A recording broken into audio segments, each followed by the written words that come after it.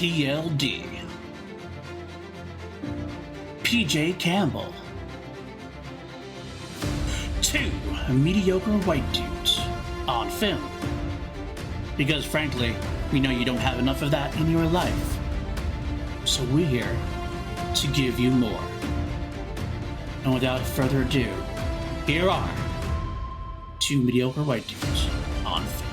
Tonight, on a very special episode of Two Mediocre White Dudes on Movies, PLD learns that Scream 4 is actually fantastic. I'm sitting here as an audio podcast mostly, and I wanted to pause and look at you for a minute, but it doesn't have the same effect when it's audio only, because they're going to be like, oh, is this podcast over? So I'm going to say verbally here, staring at you in depth. That I'm very sexy. Yes, I know. Look, man, I get it. You want to stare at me. It's okay. I understand. You've always been honest with me, and I appreciate it. That's true. It's okay. I take it as a compliment. I'm glad you do, because it's always meant as a compliment, you sexy beast. But I will say, I don't know if I can say fantastic. But all right, so I guess you're not Christopher Eccleston in Doctor Who. But I will say, Geronimo, let's get into this. I'll jump right to Matt Smith for you. Hey, yeah, I was like, you're jumping in there. All right, Alan Z. Let's see. All right. I'm David Tennant, I guess. Let's go. I'm super excited because we're picking up. It's 2011. It's been a little bit. It's been 11 years since the last movie. We're picking up 15 years later after the original film. It's like a real-time jump. A real-time jump because actual real time has passed. But that means that was 11 years since Scream 3. A movie that we never thought would get a sequel. It was meant to be the closing chapter, and pretty much everyone felt that way until 2008 when the Weinsteins decided to announce that they were making another movie. Which is the case, I feel, in almost every project. Every project has an ending. Every trilogy has an ending. Every saga has a final story. And then that's basically... every rose has its thorn.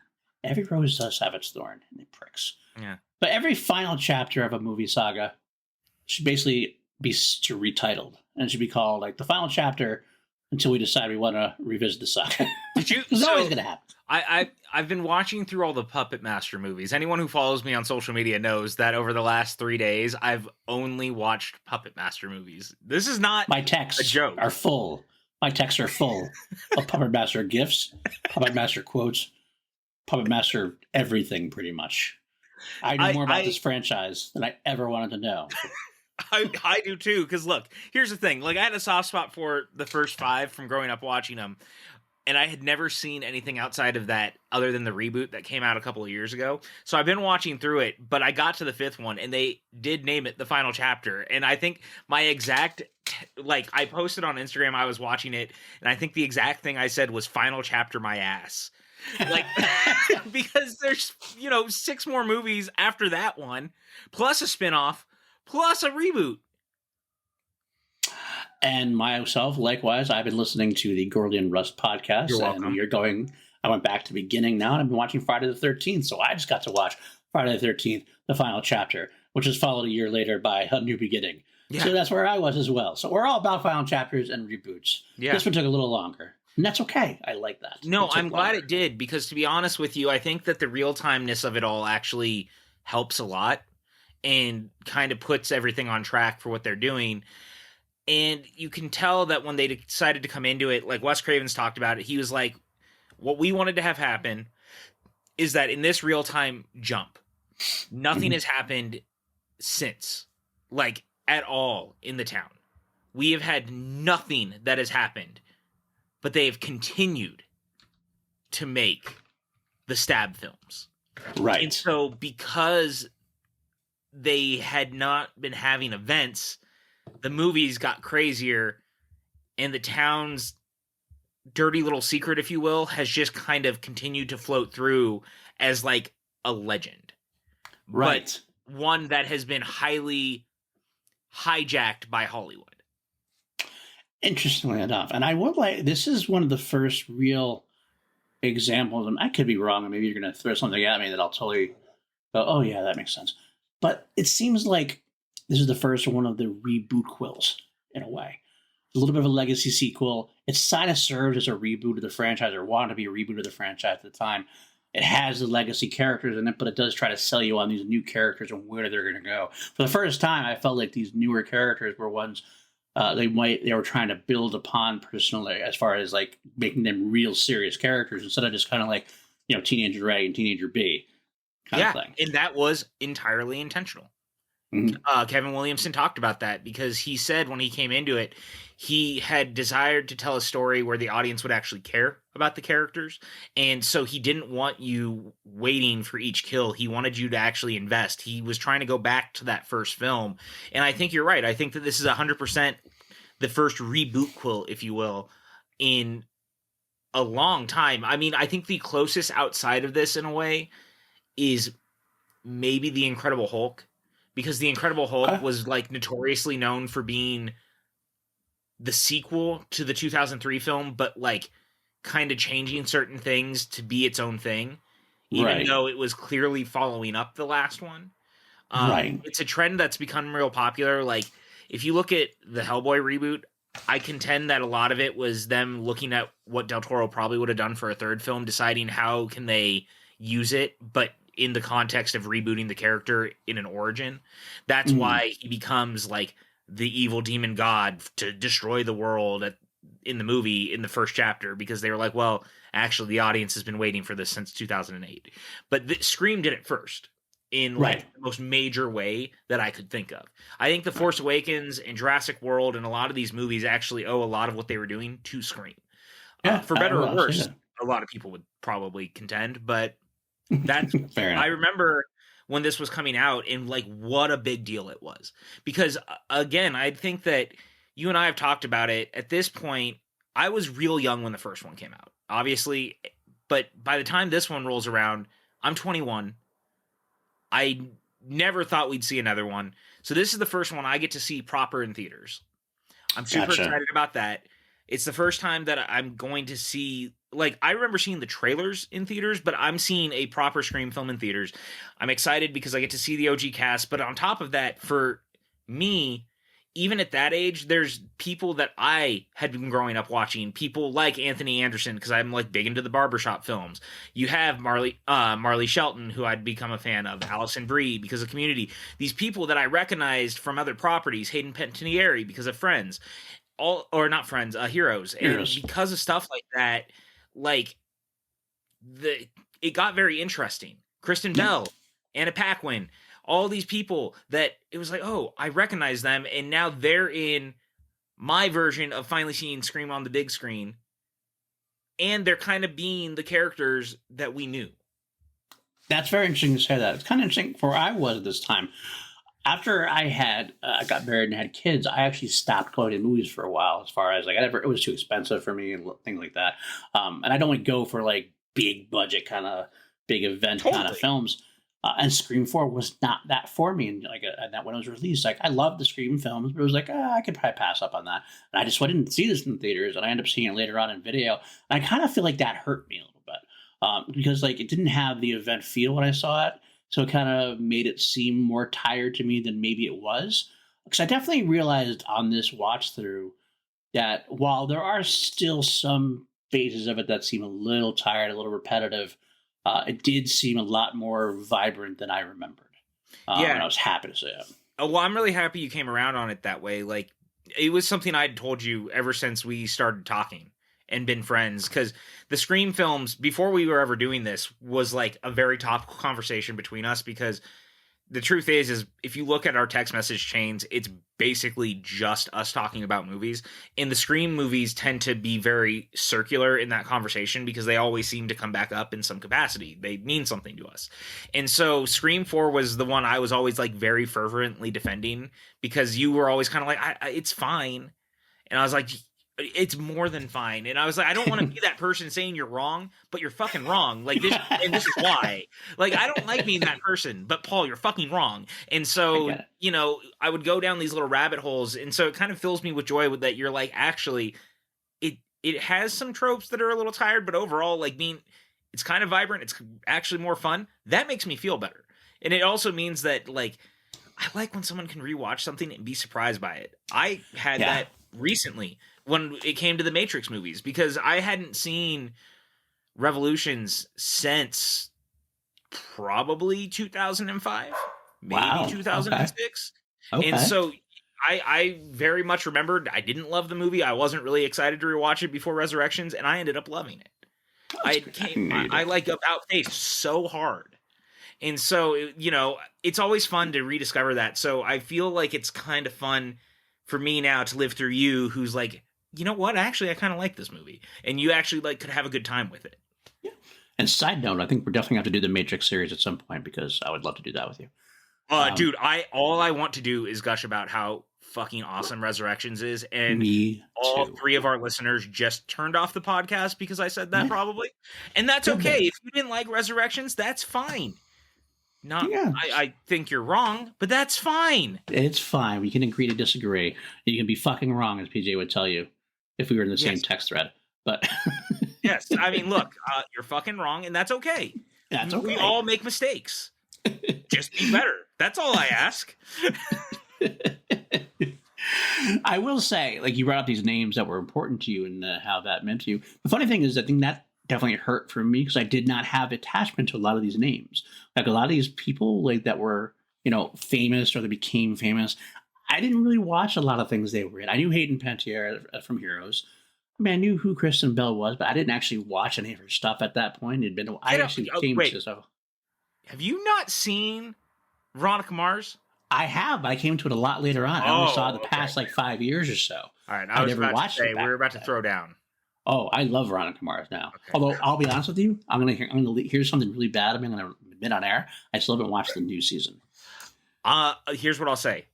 I almost understand it. It's real divisive, but I loved it for being ballsy. No, I want to. No, you see, what you don't understand is she's not up. I can blame Kim. Oh, I mean, look, we blame Kim for everything. Exactly. You guys don't know. We blame Kim for everything around here. Everything. The real secret in life is blame Kim. Blame Kim. And she'll never listen to this, so I think I'll be okay. It's okay. Don't tell her. If she does listen to it, Kim, we love you. We never blame you for anything. Anything. I don't. Shh. Yeah, guys, don't blow the cover. Don't blow our cover here. But she wanted to rewatch the series before we watched the new one. And we started rewatching the series, and then we kind of fell off. My daughter wanted to watch it with us, and she wasn't around. And somehow we just never actually ended up finishing the series. Or I'm somewhere in season 3, I think, now, of watching the old series again. But I stopped about a year ago almost. So I think at some point I'm just going to go, okay, I'm going to sneak it and just watch it on my own. Hey, look, I'll watch it with you. I freaking love Veronica Mars. Guys, if you've never seen it, Veronica Mars was so ahead of its time as far as I'm concerned in the WB, CW space. I've 100%. Always thought that it was Brick's little TV show cousin. Oh, in the coolest and most interesting way. And not the weird cousin that you're I only want to see you once a year, and even then that's a lot. It's just the really fun cousin where you're you want to hang out with them all the time, and you're why don't we hang out more? That's how I feel about Veronica Mars all the way through. And the amount of guest stars throughout that they had, and the people that pop up in it, that Kevin Smith was a huge Veronica Mars fan, which led to him getting the cameo in it at one point. That. Yeah. I mean, Kristen Ritter's in this thing. Tessa Thompson's in this thing. It's a breeding ground of talent. Go back and watch Veronica Mars if you've never seen it. It is. And I will say, every time I watch it, it's not a show I always tout. I don't think about it very often, honestly. But when I do sit down and watch, I go, damn, this was good. It's every time, right? So, and Mabel agrees. Exactly. But let me bring it back. There you go, Mabel. But I love Veronica Mars, and I really do mean if you've never seen it, I really check it out. I think it's an easy watch. It's 4 seasons in one movie. The movie taking place between seasons 3 and 4. 3 and 4, right? But anyway, going back to the Scream cast, exactly the same thing. I didn't have that kind of connection with those people. I knew who some of them were at a pack when I knew who they were, but I wasn't attached. It's actually now that I've gone back and rewatched, I love Allison Brie now. I love Emma Roberts now. I love a lot of the characters. I'm oh, this is this person. I knew who this person was. I knew who this person was. It all came back in a new, fresh way. Rory Culkin growing up from Signs. Right. Rory Culkin. Great character in this. He's actually does some great work in here. He's one of my favorite parts of the movie. Dude, Charlie is so good. I can't wait to talk about so many absolutely. I'll say, and all of them were used almost spectacularly well. I'm a big fan, by the way. I'll even throw out here before we even get into it. Britt Robertson. I love Britt Robertson. I think she's wonderful. I think she's underrated in a lot of films. I actually am a big fan of Tomorrowland, and I don't care what anybody says. I think you're all fucking wrong. I've been told that if you go back and watch Tomorrowland and you see the opening, that you're seeing a clone of me. There's a bunch of people who have told me, and I even have a pop vinyl of the little kid from the beginning, the one that grows into George Clooney, because a bunch of people, like, I think I'll try to find the picture and I'll send it to you later. There's a picture of me with a picture next to the kid, because I worked at Disney for the longest time, and so I took a picture of me next to the picture of the kid hanging out with Damon Lindelof, and it looks like he's my clone. And it's really, really terrifying. Sense. So if you go back and watch Tomorrowland, just rewatch the beginning, and you're like, if you ever wanted to know what I was like as like a 10-year-old, there it was. That's it. There it was. Good enough. I actually forget that Britt Robertson is in this, to be honest with you. She's like, it's one of those characters that she's there and I don't really think about it. And then every time I rewatch it, I go, oh, that's the girl from Tomorrowland. Every time. That's her. Mm-hmm. And she's like disappeared. That's the other thing. I wish. Like, I guess she does a lot of TV now. That's not fair. I should look her up. I'm going to look her up and do some research on air as we talk. What is she doing now? Yeah, she did A Dog's Purpose, apparently, and I don't watch doggy snuff films, so there's that. Here's the thing about movies like that. I can watch people die in like every single day, not a problem in a movie, right? Like, it doesn't bother me seeing teenagers macheted down by Jason, stabbed in the throat by Michael, killed in their dreams by Freddy. Like, none of it. None of that bothers me. But a movie like A Dog's Purpose or Marley and Me makes me sobbing wreck for a week. Those movies are pure fucking evil. That makes sense. Those are real grindhouse movies for my emotions.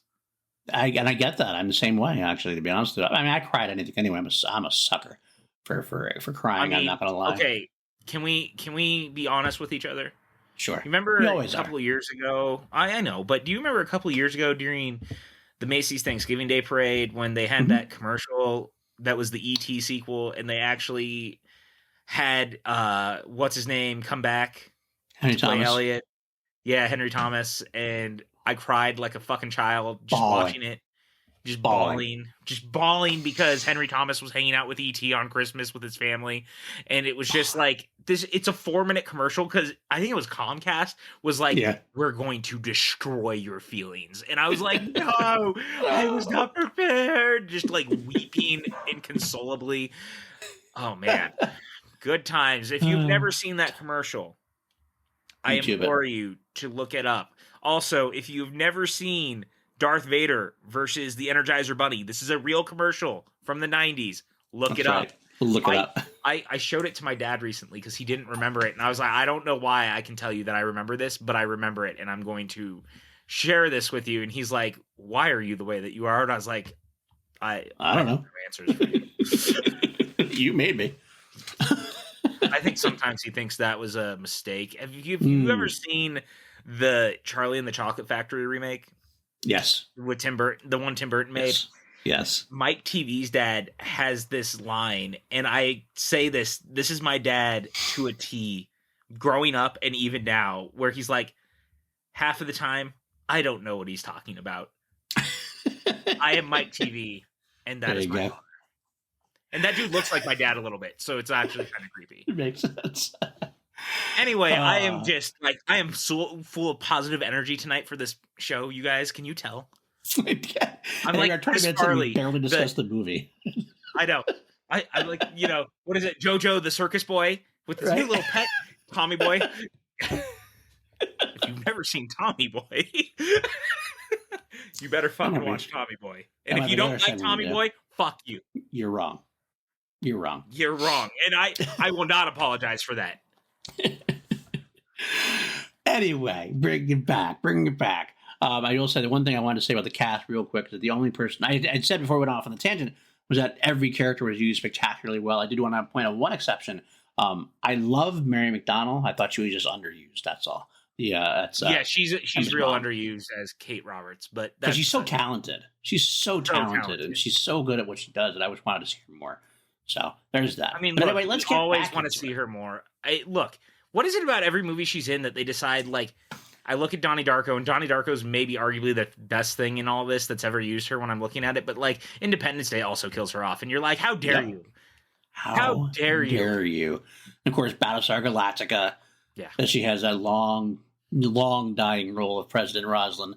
It's just she always seems to have it. But she always has something about her that I like, and she's very energetic, very encouraging. She's in the fourth season of Veronica Mars. Yes, she is. That is correct. That is correct. I remember hearing, like, I haven't seen it yet, but I remember seeing that she was going to be in. I'm like, God damn it, she's in that too. Wow. Yeah. So just to bring that really back full circle, let's get into this opening. Now, here we are. This is what I will say. We had the first movie, which is the iconic opening. The second movie, which had a little bit of a rehash, but still kind of cool. The third movie was the attempt to do something different by killing off a main-ish character. And then you have this one, which I hated the first time I saw it for some reason. And I don't know why I hated it, because I actually absolutely love this opening this time. This opening is so brilliant because it's a play on both killing an iconic actor, and in this, it's killing Kristen Bell or Anna Paquin. Anna Paquin goes down. In a stab movie, which is a nod to Scream 2. Right. Which then leads to it being another stab film. It's a stab film within a stab film. It's a stab film within a stab film, and that's noted. That's noted. Brilliant. It is really bad. I think I thought it was too over the top the first time I saw it. I was kind of like, oh my God, I'm done with this. But like when I watched it this time, I was like, this is actually brilliant and fun. So let's just keep going with it. Roll with it.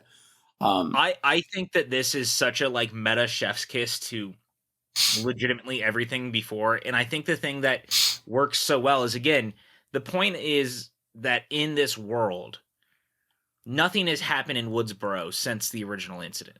Right.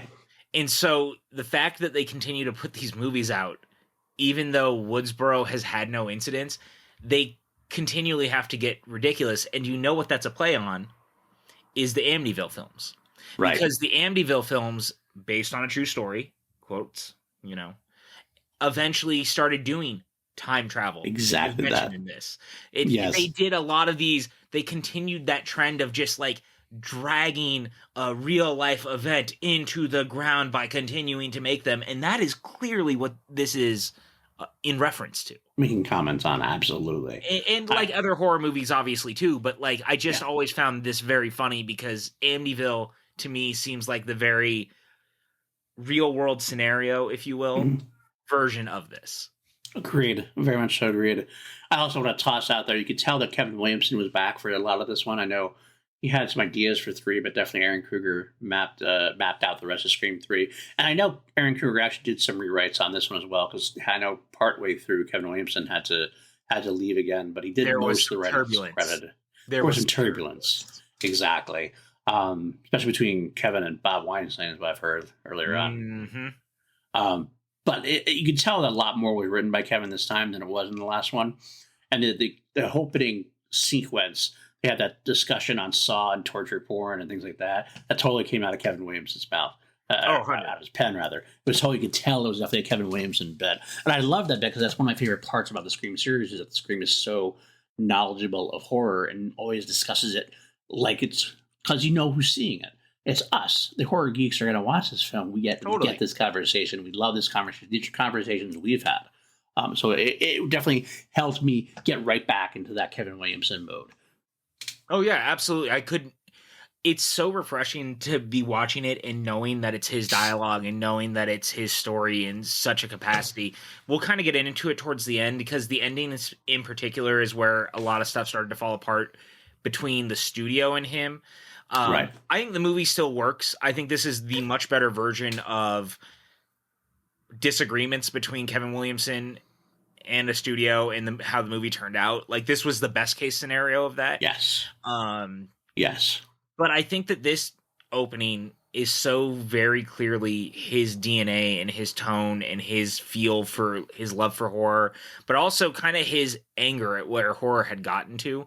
And you can feel it within the script of like, why are we doing this?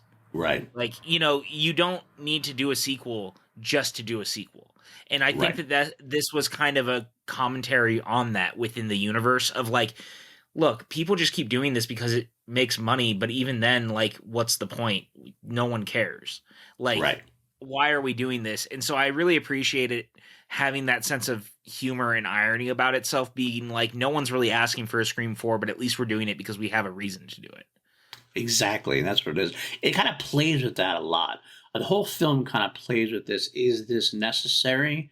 And they say kind of even the answer sometimes, no, it might not be necessary, but we're going to try to do our best to like showcase some things and show some new things and tweak it a little bit to update a little bit. Obviously, it becomes a lot about more about internet safety a little bit. There's a lot about that angle to it. It does upgrade the technology a little bit better, much better than Scream 3 did, I think. So I did appreciate that as well. But let's get into the next section. Obviously, after the opening, the solid opening, get right back in there. We're back in Woodsboro, and Sidney Prescott is back in Woodsboro. Obviously, being so far away in time from the Columbine thing at this point, they're willing to have let's return to our roots, and they're going to go with our roots, and we're okay with that thing. Ghostface there. What's interesting about this is that one of the original openings for the film was actually about Sidney. It was not the stab opening. And it was actually originally Sidney being attacked by Ghostface and ending up in the hospital. And there was going to be a 2-year time jump between the events and this. I actually think I prefer this overall as an opening, just because I like this idea that when we're meeting Sidney, she's okay.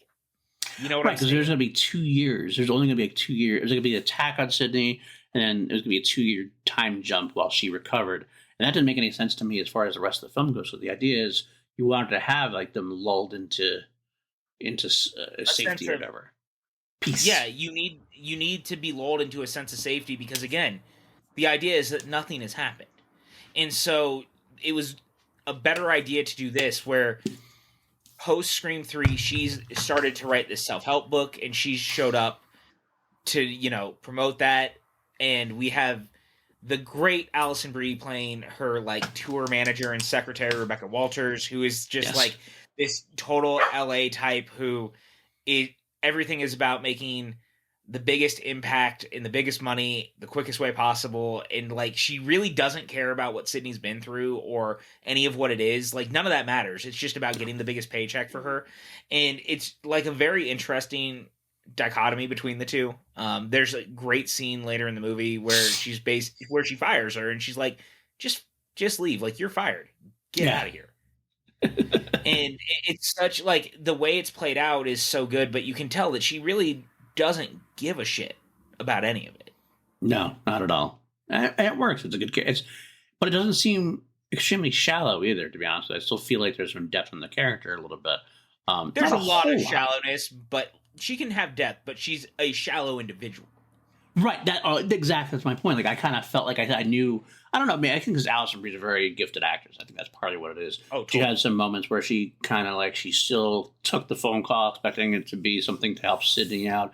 She had some conversations. She had this moment in the elevator where you could see she was wondering about her decisions necessarily, but she's basically affirming that she did the right thing in her own mind. Because nobody ever thinks that the villain. They always think they're doing what's right for themselves or whatever. But I liked her. She just is doing what she thinks is her job. Her job is to sell Sidney's books to get the money. She can't fathom that Sidney wouldn't want to profit from her loss. You suffered, now you should be profiting from it.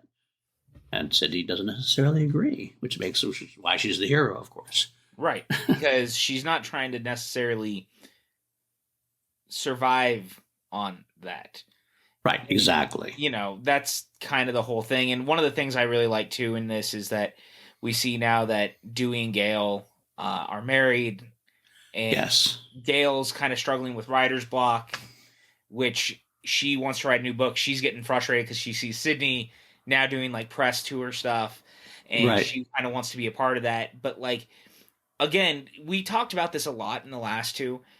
Gale and Dewey kept starting and stopping and starting and stopping. And it really destroyed the momentum of their relationship in 2 and 3.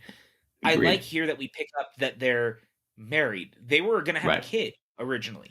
in the original version of this script, and then they realized that that would probably not going to be the easiest way to make the movie, so the kid's storyline was dropped. But I like that here they are pretty functional. Like, yes, they're a functional relationship. They've got their ups and downs, and there's definitely a little bit of turbulence now because Dewey has taken over. In sheriff. He's the sheriff now. And there's also the Deputy Hicks character, which I think there's a monkey wrench in there. I'm really glad that they didn't make this a love triangle per se at all. Like, there's never any sign that Dewey was ever interested in Judy Hicks in any way, shape, or form. No. It's obviously that Hicks has the crush on, it's like a on very Dewey. One-sided. But it could have been so easy to be the way they created the tension. I'm so glad they chose not to do it, because it still creates tension to a degree, but not this kind of like cheesy, overdrawn tension we didn't need from this anymore. No, and I think that the thing that you're totally right. And I think that one of the things about that makes it great is it shows that no matter what, Dewey is always going to ultimately love Gale. Yeah. And I think that's really important, to be honest, because like after everything, you want to believe that he still would always love her. And like, it doesn't matter who this person is, like girl next door in the small town that you grew up in or whatever, it doesn't really matter. She's his partner and everything. And it's like, no, he still has eyes for Gale. And I think that there's something kind of sweet and romantic about that. And the great part about it is the tension comes from someplace real, in terms that Gale would be pissed at her.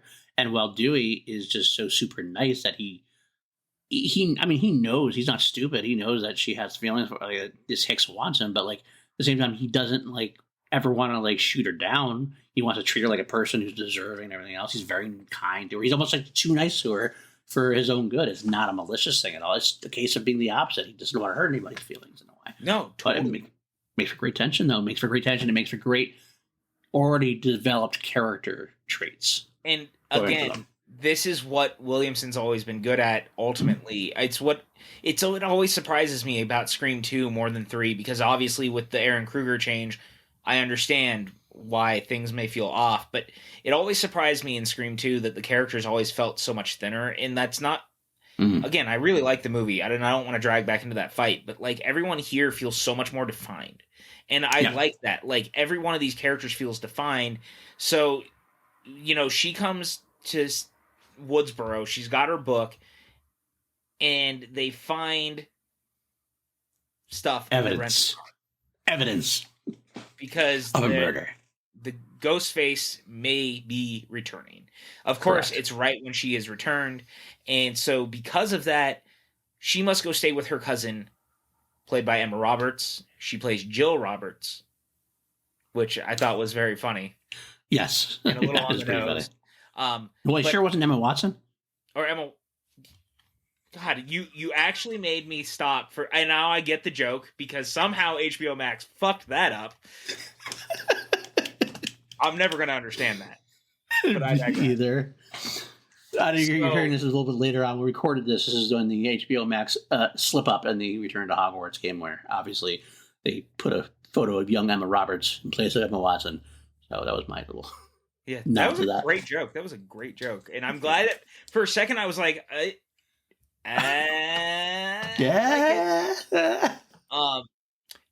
But what's fun about this is that Jill is kind of the Sydney. And as it turns out, some of it might be intentional, but she's coping with problems with her ex-boyfriend. Yes. And then there's kind of this tension of, does she really know Sydney? And what does that mean? And there's this bigger conversation between her and Kirby in the car, and like this idea of, who is Sydney? Do you really know her? And I've always kind of liked the build of this, because again, in the town, everyone knows who Sydney is, and this legend has become so big.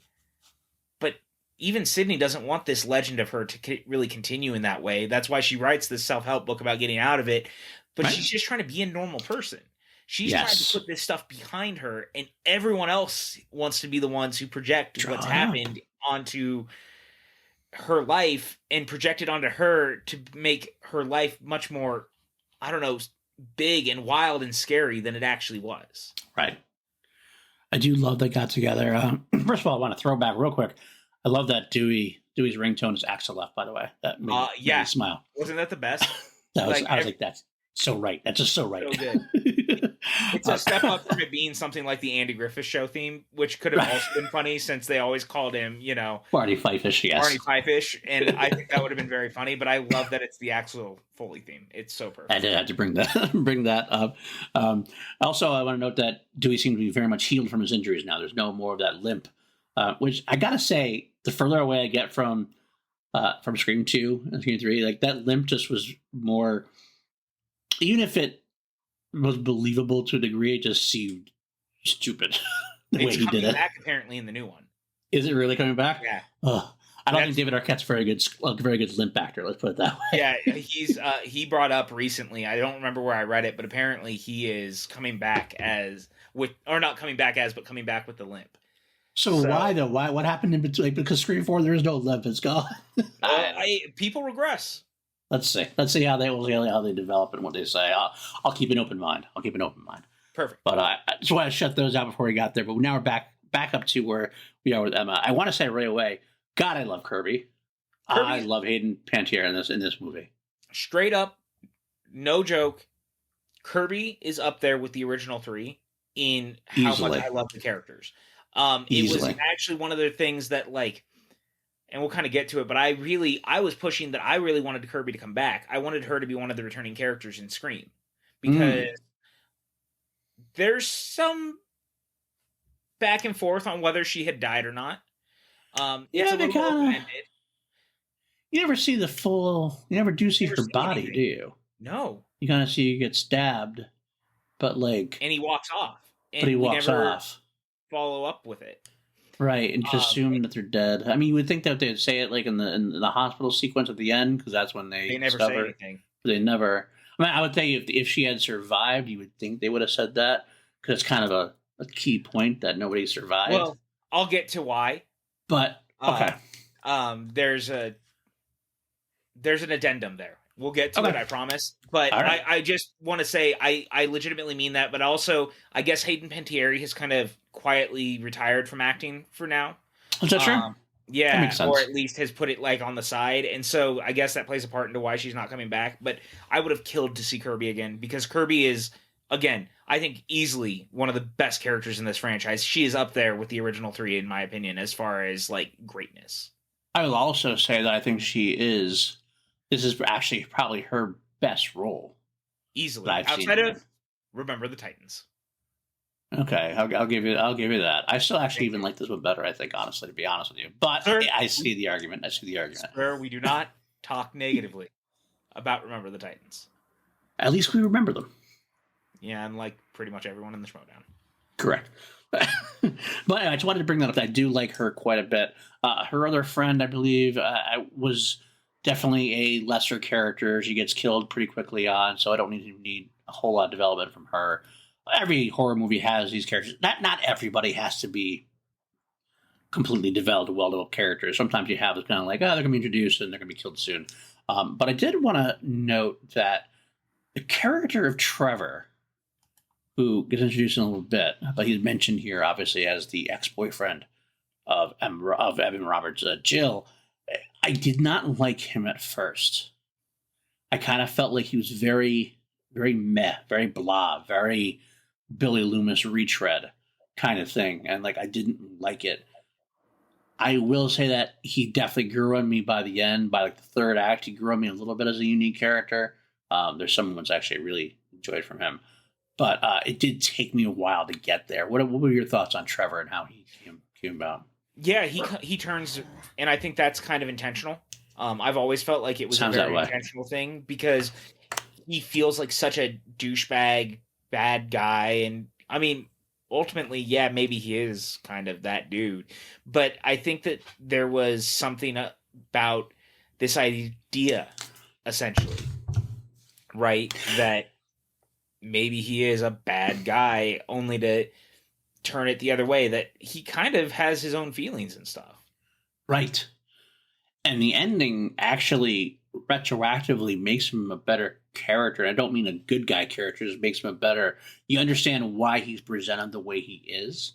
Yeah. Because he's it's a red herring of sorts in a way, but because of the twist, and we're going to spoil this. Obviously, this is a spoiler. You obviously probably should have watched the movie by now, so pause it if you haven't. I mean, this is whatever. I'm tired of telling them to pause it if they haven't seen it. What are you doing here? What are you doing here? Fine. What are you doing? Get out. Get out. Yeah. We don't want you here. That's right. We don't want you unless you've seen it. Then you now. Yeah. You can come back. No, and everybody's kidding. We love you. We love you.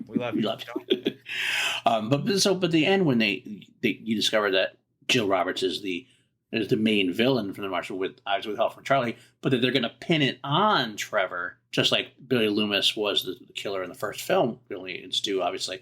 But it gives that, like, retroactively, that twist makes you see that you can't really go too deep on Trevor in the beginning. He has to be a service level character so that you can kind of imprint that maybe it is him, and the whole audience be like, maybe it is him. And in the end, you kind of go, okay, now I see where he's coming from. So it was actually a moment where I was turned. I didn't like the character at first. I thought it was a very blah, very mad. Like, this kind of seems like a Scream 3 character, a Scream 2 character. By the end, I was won over. Yeah, I completely agree with you. And I think that the beautiful thing about this movie, honestly, is its use of playing off the original in that capacity. And the entire idea essentially being, as we go along, this idea that Jill is jealous of Sydney and wants to take what Sydney has and turn it into her life story. And that's so, like, weird and creepy and, like, but it's so ahead of its time. Yeah. Because, to be honest with you, like, reality TV was still kind of setting in the 2000s, like late 90s, early 2000s, and up to the 2010s, like, we're accepting of reality TV, but, like, people are living off of weird stuff on the internet now, and TikTok, and weird viral fame, and this movie is dealing with all of that long before it's as mainstream. Right? 100%. So, moving on from that aspect of it, we do get to see, obviously, Dewey. We get more scenes with Dewey and Gale. We get the introduction of Hicks. We get to see that dynamic we talked about earlier. And from there, we go on to the school. And this is where we meet Robbie Mercer and Charlie. Now, Robbie Mercer, his initials are RM. Yep. Can it be any more of a hammer over the head? They're trying to make this guy the Randy Meeks. Yeah, this is 100% the Randy Meeks style character, if you will, which is great because Robbie Mercer's a great character. Eric Dudson is so fun in this movie. He is. He actually, first time I really remember seeing him is he was in Saw 2. So his casting always makes me laugh because it feels like a nod to the fact dude's been a little bit of a horror icon. Right. At one point, if you will. And so he's moved into this franchise and he has this camera on all the time. He's always following people around the school. I love this character. I think him and Charlie are so fun together. That's what it is. I don't think he would nearly have been as fun without Charlie. They're just a very good dynamic duo. They have a very good chemistry together. And actually, I would say the combination of them is the Randy Meeks. They try to make Randy Meeks the two different characters, someone they can bounce off of. And that is why it's more successful than what they try to do in Scream 3. And hopefully they can find a way to do that in the fifth Scream as well to make it so because let's face it, Jamie Kennedy is still missed by far in this film. If anything, like I'm going to hear the spoiler alert at the end of every podcast episode. We rate these films, we rank them, and at the end of this, we're going to be we're going to have all four of them ranked that have been released so far. And I can't tell you yet. I'll spoil it and say that I like this better than Scream 3. I think that's pretty obvious at this point. I'm trying to figure out where I put it as far as Scream 2 goes. I had this text conversation with you earlier, and it's like he told me like it's good because it doesn't kill Randy Meeks. I'm like, yeah, but the second one has Randy Meeks in it, the original, the OG. So I'm kind of back and forth. I still don't know where I'm going to land. So it's going to be interesting to see where I come by the end of this episode if I can be convinced to put this over Scream 2 for that reason. But that's neither here nor there. Going back to the characters, I do think that these are a great combination. They work together and they do a good job of filling a gap that's there. Dude, and I'm going to say this right now, like Rory Culkin is another one where I think I love all these characters just pop off the screen for me, and I think Culkin is so good, especially towards the end when we get to it. And it's funny because I forget that he's in Signs. Yes. just like he was a kid in Signs.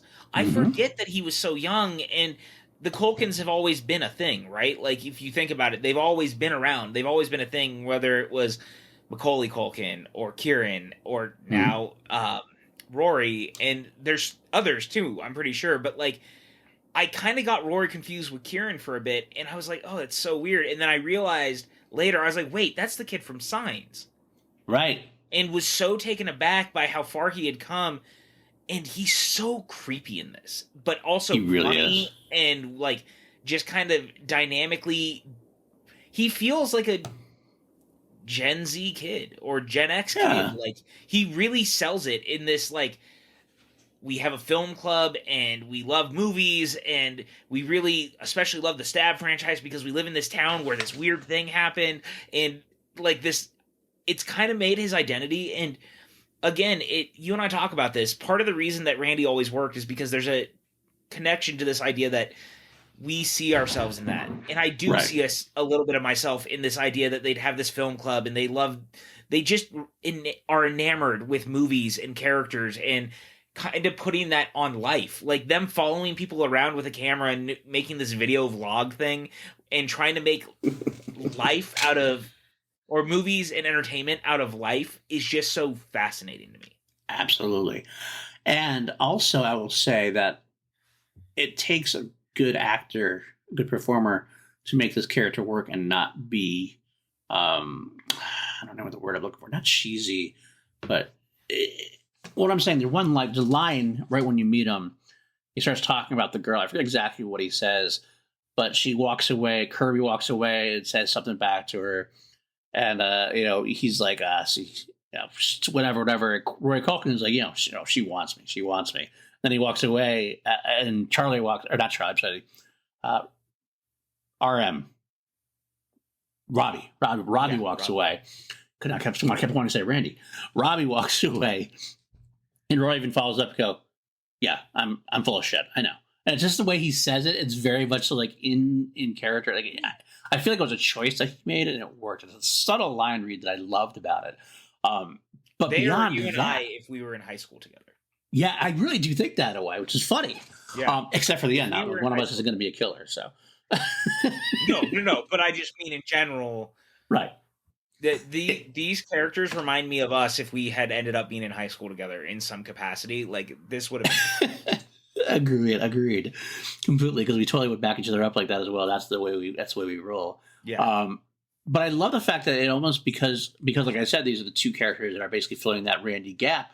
It's funny because it becomes like almost a look into an alternate dimension in a way, because it's like the good Randy and the what if Randy was evil kind of thing. What if Randy was the killer? It kind of feels like a nod to that, to be honest. Yes. Because so many expected that it would be revealed that Randy was either the killer at the end of 2 and was killed off, or then ended up being the murderer in 3. Right. So I've heard that too.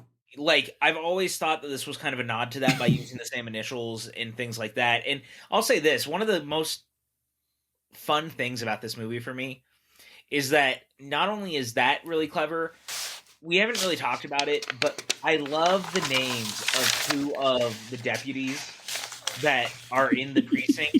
Anthony Anderson and Adams Brody characters. One is named Anthony Perkins. Gee, wonder what that's after. And the other one is Ross Haas. Which is like 100% like a Boss Haas reference from Dukes of Hazzard, but they just named him Ross instead of Boss. And so, like, clearly you learn a lot about this character just by the naming of his parents. Clearly were like, we're weird Dukes of Hazzard fans, and just we're like, we don't want to fuck him up too bad, so we named him Ross, right? But his last name is still Haas, so you're clearly naming him after Boss Haas. Oh, that's funny. A plus to the Haas parents. Yes, there you go. Good call. I try not to judge people's parenting, but well, after that, we get to go. Let's see where we are. We see. I have a note here. I know what this is from. I know what this is from. I had a note that wrote down. I found it interesting. This is actually bringing it back a little bit. Hearing the cell that's in the trunk. That's a loud cell phone. That's a very loud cell phone from inside the store. You can hear the ring. You know what? I'm going to be honest with you. I feel like back in the day, and my phone is still loud now. I do feel like that was true. I feel maybe like it was. Cell phones were really loud in the like mid to early late 2000s, early 2010s, when cell phones really became super popular and like everyone had them and they were in your pocket. And like, remember when they used to vibrate and it felt like they would shake a house? Yeah, you know what? You could be right there. You could be right there. Maybe I'm just not thinking well about the time frame. I stayed in a murder house with the POV crew for Spectacular Weekend. I remember hearing about this, yeah. Sean has a phone that is so loud it was shaking the house when it would vibrate in the morning when his alarm. And I thought that the murder house was gonna fall apart or he was gonna wake a demon. I wasn't sure which. So you know what? Phones are still loud, is what I'm getting at. Okay. All right. Fair enough. Sean, get a new phone. Sean, get a new phone. There you go. So, okay, from beyond there, we do get Sydney and her cousin get reunited at some point, and I think this is a very good scene. I like them together. I think Emma's a great actress. I think, like I said, and I think Nev knows this character so well. So getting them together, they really developed quite nicely together. They really had this character moment where I felt both characters. I liked this scene going on. This scene is great. Sorry, I got all excited. You saw me fist bump. I did. My Karate Kid 4K box set just shipped from Best Buy. Very excited. I was kind of I didn't want to. Should I bring it up? Should I? No, you should always. If you see me do that, you should always bring it up and be like, "Is everything okay?" Yeah, I just got excited. Fair enough. Welcome to being me. No, this scene is great, and one of the things I like about it is, again, there's like this vibrancy to the Jill character of kind of being Sydney now, like a modern day Sydney, which, as we turn out, is kind of a front. Yep. She's not necessarily Sydney, but this idea that she's playing to Sydney's sympathies, to like have her let her guard down as the movie is going, and all these kind of little things, it's actually super interesting, and it works really well. And there's just kind of the way that they talk to each other, and she 100% like convinces her that this is like, is this what it's like to be you? Right. And this idea of like, how did you deal with this? I don't know if I would want this. I don't know if the limelight's like, there's this like weird innocence. And on replay, it's almost too fake. Yes, I agree 100%. That's what I was going to bring into it. That's how I really think Emma Roberts is a very talented actress, and I think she's underrated in some areas. Exactly for what you just said there. Yeah. The first viewing, you can see it some way, and it makes sense. But on a rewatch, you're kind of like, wow, okay, I can see where this is not quite the same way I saw it the first time through. It's a lot more nuanced in that performance, and I think that that's what's so cool about it, because in a lot of ways, I feel like they're honestly kind of beating you over the head with where it's going. But it's beating you over the head, but subtly beating you over the head, which is the weirdest way to say it. Right. If you know it, then you're like, oh, this is really obvious now. But like, if you don't know it, you buy in. You actually buy in. Yeah, and look, I mean, the new Scream is definitely playing up this idea that the killer is always someone you know. Like, they've really been playing into that with the marketing. But even here, what I find so interesting is the way that this is played into this is that we always knew it was someone we knew, but it really hadn't been since the first one that it was someone who was that close to Sydney. And even then, Jill's really not that close to her, because as we've found out earlier on, they really don't have a relationship until she comes to town. Right. I mean, she hugs her right away, so obviously they have some connection. They obviously met a few times and everything else, but it's not a close, really, like they don't talk all the time. No, I mean, because Kirby's like calling her the angel of death at one point, and like, all these like terms towards Sydney, basically talking about how she's cursed. And I think they even say at one point, there's like this line that Kirby says where she's like, she lived in the Final Destination series or something, like very off Like, basically just, again, being like, everyone around her dies. And so it's just, you can tell that there's people who are, like, weirded out by Sydney as a person, and then there's Jill. And it makes sense. Yeah. And the weirdest thing about Nev Campbell now is where's McSteamy? Yeah, dude, it's the thing I fucking brought up last week. I'm still bothered by this. Look, people break up and, like, life moves on, and I guess that's that, and maybe I should just expect that's like the answer to this. Mm. But it kind of bothers me that at the end of Scream 3, like, the first person she's, like, spent real time with, and, like, he was at her house at the end. It was like, what the hell happened? I mean, I guess the way I looked at it when I go through is that it's more for the audience wants to know, because they definitely like the character at the end more than me. I wasn't a huge fan, but I feel like Dewey and Gail probably knew, and no one else knew who he was. There's no reason it was brought up. That's the reason why. Yeah, I know. I just wanted my answer. The audience kind of wants to know. Yeah, it's one of those things that sometimes the audience wants to know an answer that. Isn't necessarily the plot, obviously. Obviously, he wasn't coming back. But it would have been nice to have heard something like, I don't know, either they got divorced or they got married and got divorced or something. But I actually said that just to needle you a little bit. But I know you did. You got me all you're getting me all worked up on it again. And it's my job. It's my job. But here's the thing about all this, too, right? This all sets up the stuff that later comes into play, is that every time anyone's around Jill, once Sydney's in town, right. What do they want to talk about? They want to talk about Sydney. And she's tired of living in Sydney's shadow. Right. That's the way she talks about it, is that she feels like she's always been in Sydney's shadow. And the motivation is there. Yeah, so the motivation's there from the get. Like, you see it playing so specifically. And especially in this franchise, because, like, as you noted before, and I've agreed, that the series is not just about death and killing, it's about fame. Yeah. And people want fame, and that's often a motivator. Cotton Weary wanted fame. Yeah. Timothy Oliphant's character in Scream 2 wanted fame, and everything. That's what they and Billy and Stu want fame for what they all do. Want fame. It's all about fame. It's a big part about this whole franchise. So once you see the character of Jill Roberts being almost jealous of Sydney's fame, or at least standing in the shadow of it, that almost should become a red flag for us. Yeah, 100%. So all this kind of starts to quickly fall apart, because she goes and stays at the house, and Sydney is just kind of there, and then Jill is hanging out with Kirby, and they get a call from Olivia, who is their friend, who was in the car. And, you know, we actually didn't bring up that they initially get their first call from Ghostface in the car. Yeah, that's right. Olivia talks about she got one and Jill got one, and they all thought it might be Trevor. So it starts up again. Yep.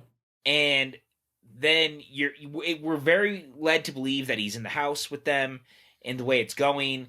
I like that. This is actually brilliant. This is one of my favorite things. And actually, I think this is the most violent the series has been since the first one. Yes. Olivia's murder, where it turns out Ghostface is hiding across the way, in her closet, not in Jill's, the way it's set up, is so violent and so terrifying. And then Ghostface breaking into the house, and confronting, and then Sydney showing up and, like, confronting Sydney is so intense and so real and so, like, it's the first time since the first one, other than, obviously, I've always said, like, our guy Randy gets hurt a lot. Just kebab. He's violent. But I feel this. I feel this watching it. I did too.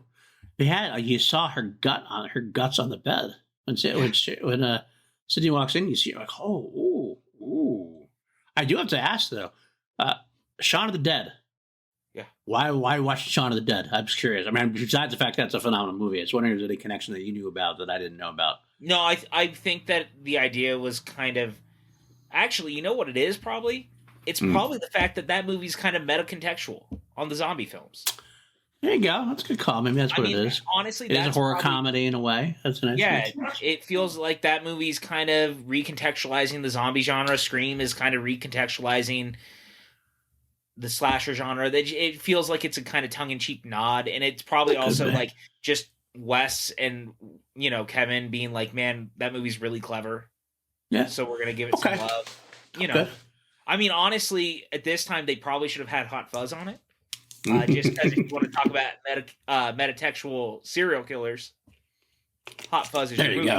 There you go. I digress. I could go on to a deep dive of the Cornetto trilogy. We will at some point. That'll be something we're definitely going to do. Perfect. But I think that was always the idea. More than anything, that's how I've always noted it, at least, was just like this idea that mostly metacontextual meets metacontextual, and we wanted to love that together. Fair enough. All right, so we have Olivia's guts on the bed. We have the big fight sequence, and of course, the weird things are: why do the cops take so long to get there? I don't know. There's definitely a big, loud events happening there. Sydney's like running out and screaming.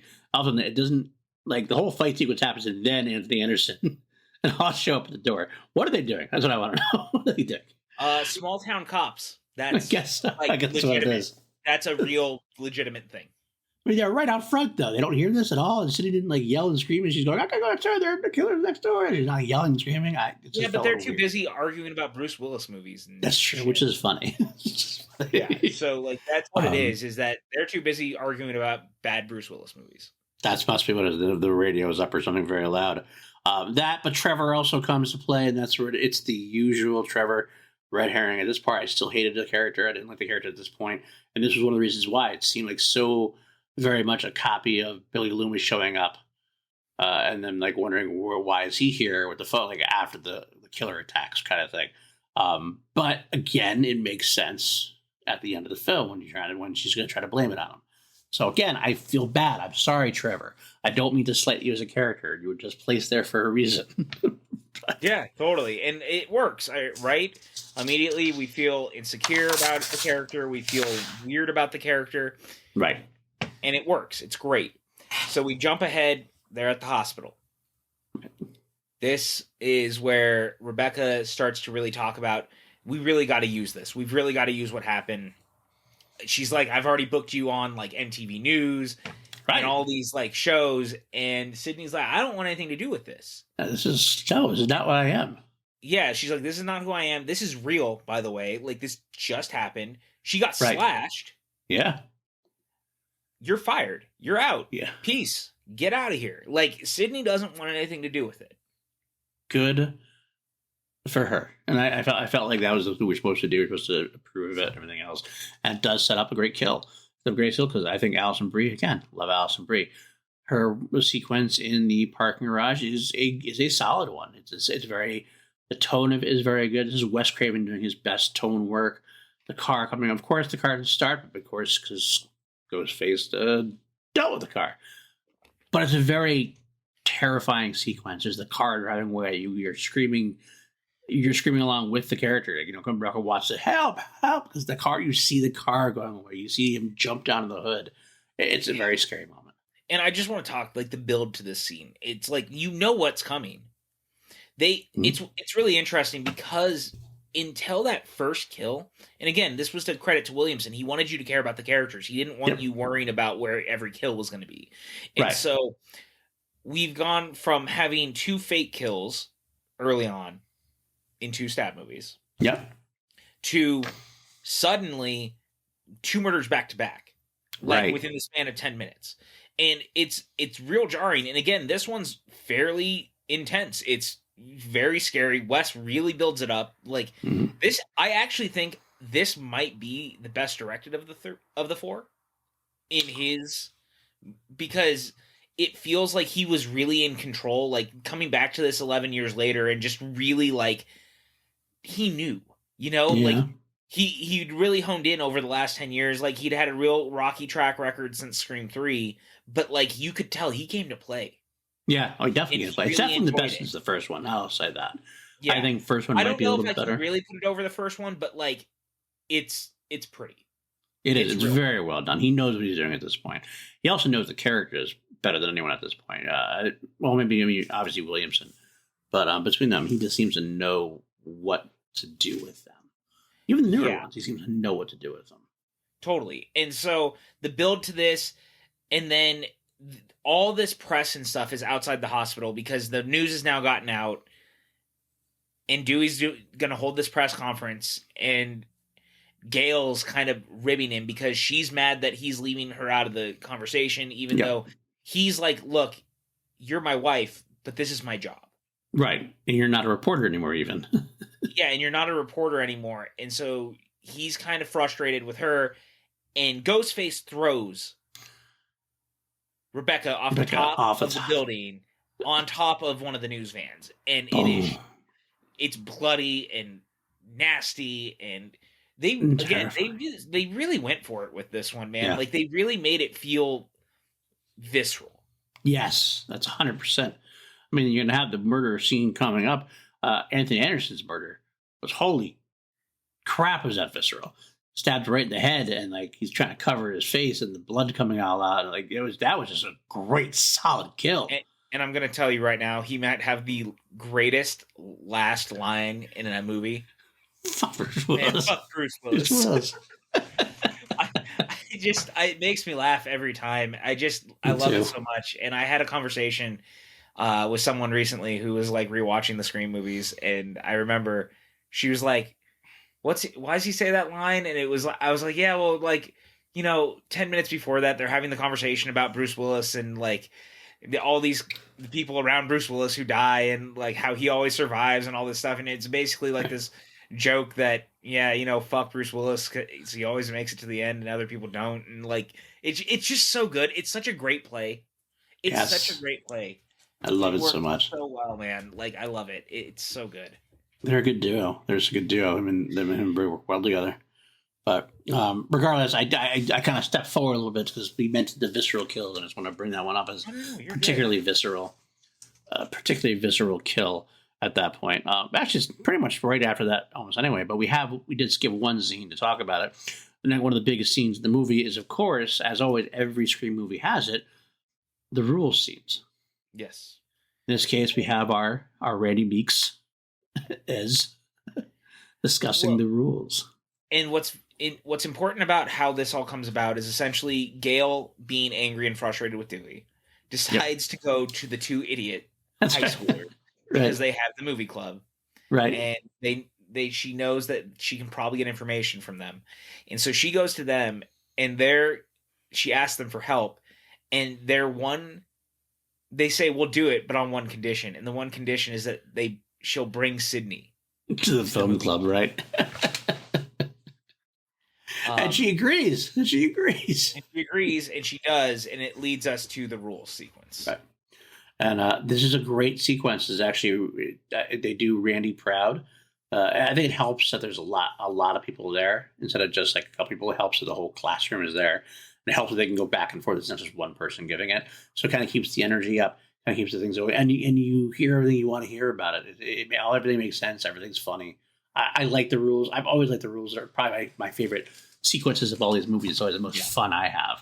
And I love that this one's really taking the shot at the remakes and stuff. Yes. The idea of like how a remake works. And I like that the conclusion basically is they're doing this big stabathon, which is going to be the 7 movies. And I guess they do it like every year. And everyone goes and watches it. And it's always at a secret location. It's always a different place, it sounds like, every year. Right. And they're convinced that Ghostface is going to show up there because the idea being you've got to go bigger than the last one. And, the last one, the original, you have to go bigger than the original. And the original ended at a party. So it can't end at the party. And at the false ending. It's the false ending. We have to send you to that, and that's where he's going to show up because we're going to have the false ending. Right. And I love that. I think it's just such a great setup, and it works so well. Yes. And I mean, look, I grew up in a small town. Like, these little things like this are real. People do stuff like this all the time. Yes. So, of course, Gail decides to go because, of course, she can't hold back. I mean, this is the great part about Gail in this movie, is she has the writer's block in the beginning. It's not overdone, it's not overwrought, but shows great development in her character, because you could see her like coming back to life. She's obviously really frustrated in the beginning. She's very like dead to the world. Who knows if she's ever going to finish her actual novel, because she didn't barely even started it. I don't think she even started. That's part of the funny joke, is that one, I don't know what the fuck's right. So instead, we have her really coming back to life by visiting her old profession. She feels that burn. She feels that need to discover the truth. Partially being a reporter, partially being almost a detective in a way, because that's what she loves doing too. She makes sure to point out to Dewey there that it's not just about being a reporter. It's the fact that I helped you solve these things. Yeah, and we were together when we did it. Right, and that was the big thing. So here she's not together. Yeah, and here they're not together because you're like what we've talked about, right? Right. The big thing is that these movies always started and stopped their relationship. This time it didn't. But now it's the fact that their relationship grew, and their relationship never dealt with it in a professional way where she was no longer the professional. Right. And he was the one in control. And now that he's the sheriff and in control, it's a very different dynamic. And I kind of love that. Yeah, me too. But it ends up leaving to her going to Stabathon alone. And a definite kind of callback to the original Scream, where she went to the house party. She's trying to set up cameras and things like that nature. A little less, she didn't have the cameraman with her. She is definitively on her own. But what a setting. It's definitely I don't want to say over-dramatized setting. It's kind of funny that the Stabathon movies, it's hard to imagine Stabathon movies having that much of a fervent fan base, I guess. I guess it's not when I really think about it, but they really go over the top with like the quoting the dialogue, they're yelling the dialogue at the movie, even like inconsequential dialogue. Like you go to a Star Wars movie, you're yelling out the coolest lines, the best lines, the most well-known lines, and they're going word for word the entire script of the movie, and we kind of over dramatize it. And I love it. I'm here for it. I love it because it's like, especially again, I would say anywhere else but other than Woodsboro, it probably does seem weird. Yeah, good point. They live in Woodsboro. This first movie is their life story, right? Of their That's town, true. Like not their life, but the town's life story. Right. Absolutely. And the rest of them probably just kind of follow suit that way for them, right? And in a way that like Rocky Horror matters, right? In a way that like The Room matters to people for whatever reason. These people go to screenings and throw spoons at the screen and shit and quote along with it. Like, that's kind of what it reminded me of. And especially, again, I mean, time and again, these small towns and stuff, this is what teenagers do. There's not a lot going along. That's true. They don't have a lot going on, ever. I actually wanted to go to a Stabathon. I kind of wanted to have something like that. I wish I had something like that. I don't know what series I'd choose to watch. What series would you choose to watch like that? I think it. Don't tell me Puppet Master. I mean, look, there's way too many of those. Could we? Sure. I don't think. Look, I like myself a Puppet Master movie. Puppet Master's the last fucking thing I ever want to do on this podcast as a thing. There's not a lot to talk about. Fair enough. I love those movies. Thank you, Charles Band, for them existing. Please, God, never. I don't know if that's a glowing reaction or if that's like the thing that turns people away from watching Puppet Master. Well, dude, I mean, let's be honest. You watched 5 of them in a day, I think it was, and like you've been burned. I think you're a little burned out on Puppet Master by now. You won't admit that quite yet because you want to finish it. I'm not burned out. Not burned out. Okay. I love it. No, I'm not burned out, but Look, here's the truth of the matter. There's not a lot of substance to those movies. There's not a lot to get into. Like, as we've gone along, the thing that makes me laugh the most is, like, Rachel and I are watching it, and the continuity is so wonky that, like, it definitely says that Tolan dies in one year, but then he's alive still 2 years later in another movie, and, like, things are all weird, and the third Puppet Master is the best of the originals. I'll say that much. And you don't want a Puppet Master podcast, and yet here we are. We're turning this into a Puppet Master podcast. Oh, well, you asked. I think Friday. I think Friday the 13th. Like, if we're gonna do one, if we're choosing like a horror franchise, I think that's like the perfect version of that to do here because those Friday the 13th movies. You choose the original 8, you take them out there. People are having a good time. And maybe you even throw Jason X in just for good measure because it's cheesy and ridiculous and Jason Goes to Hell, the less said, the better. Eventually, we are probably going to talk about it, and I'm not thrilled about that, but I'd have more to talk about with that than any single one of the Puppet Master movies. Fair. So there's I that. agree. It's always one of their big three. I might be convinced to choose Halloween just because I've been such a Halloween buff lately. But I also could be convinced to do Nightmare because I think having Freddy on screen with his one-liners kind of good to quote and yell at and kind of things. I think that would be fun too, potentially. I don't know. You know what else would be kind of fun would be the Aliens. But you only, you do the 4 with Sigourney. Like, that's a good one. There's all sorts of ways to do this. I used to do stuff like this in my apartment all the time with friends. I'd have people over and I'd do like themed movie nights, and we would do like Machete and like Spy Kids. You do the first Spy Kids movie and then Machete. Oh, that's nice. Because Machete's in that. Like, people forget that Machete's first appearance is the original Spy Kids, and like little things like that. I like doing double features. I like doing things like that. My dream, and I'm going to say this now, I'm going to put this out in the world. We're willing to happen. Here and now, this podcast goes so well and becomes so popular that you and I can host like movie night double features on tour doing a podcast. Wow. Oh, the dream.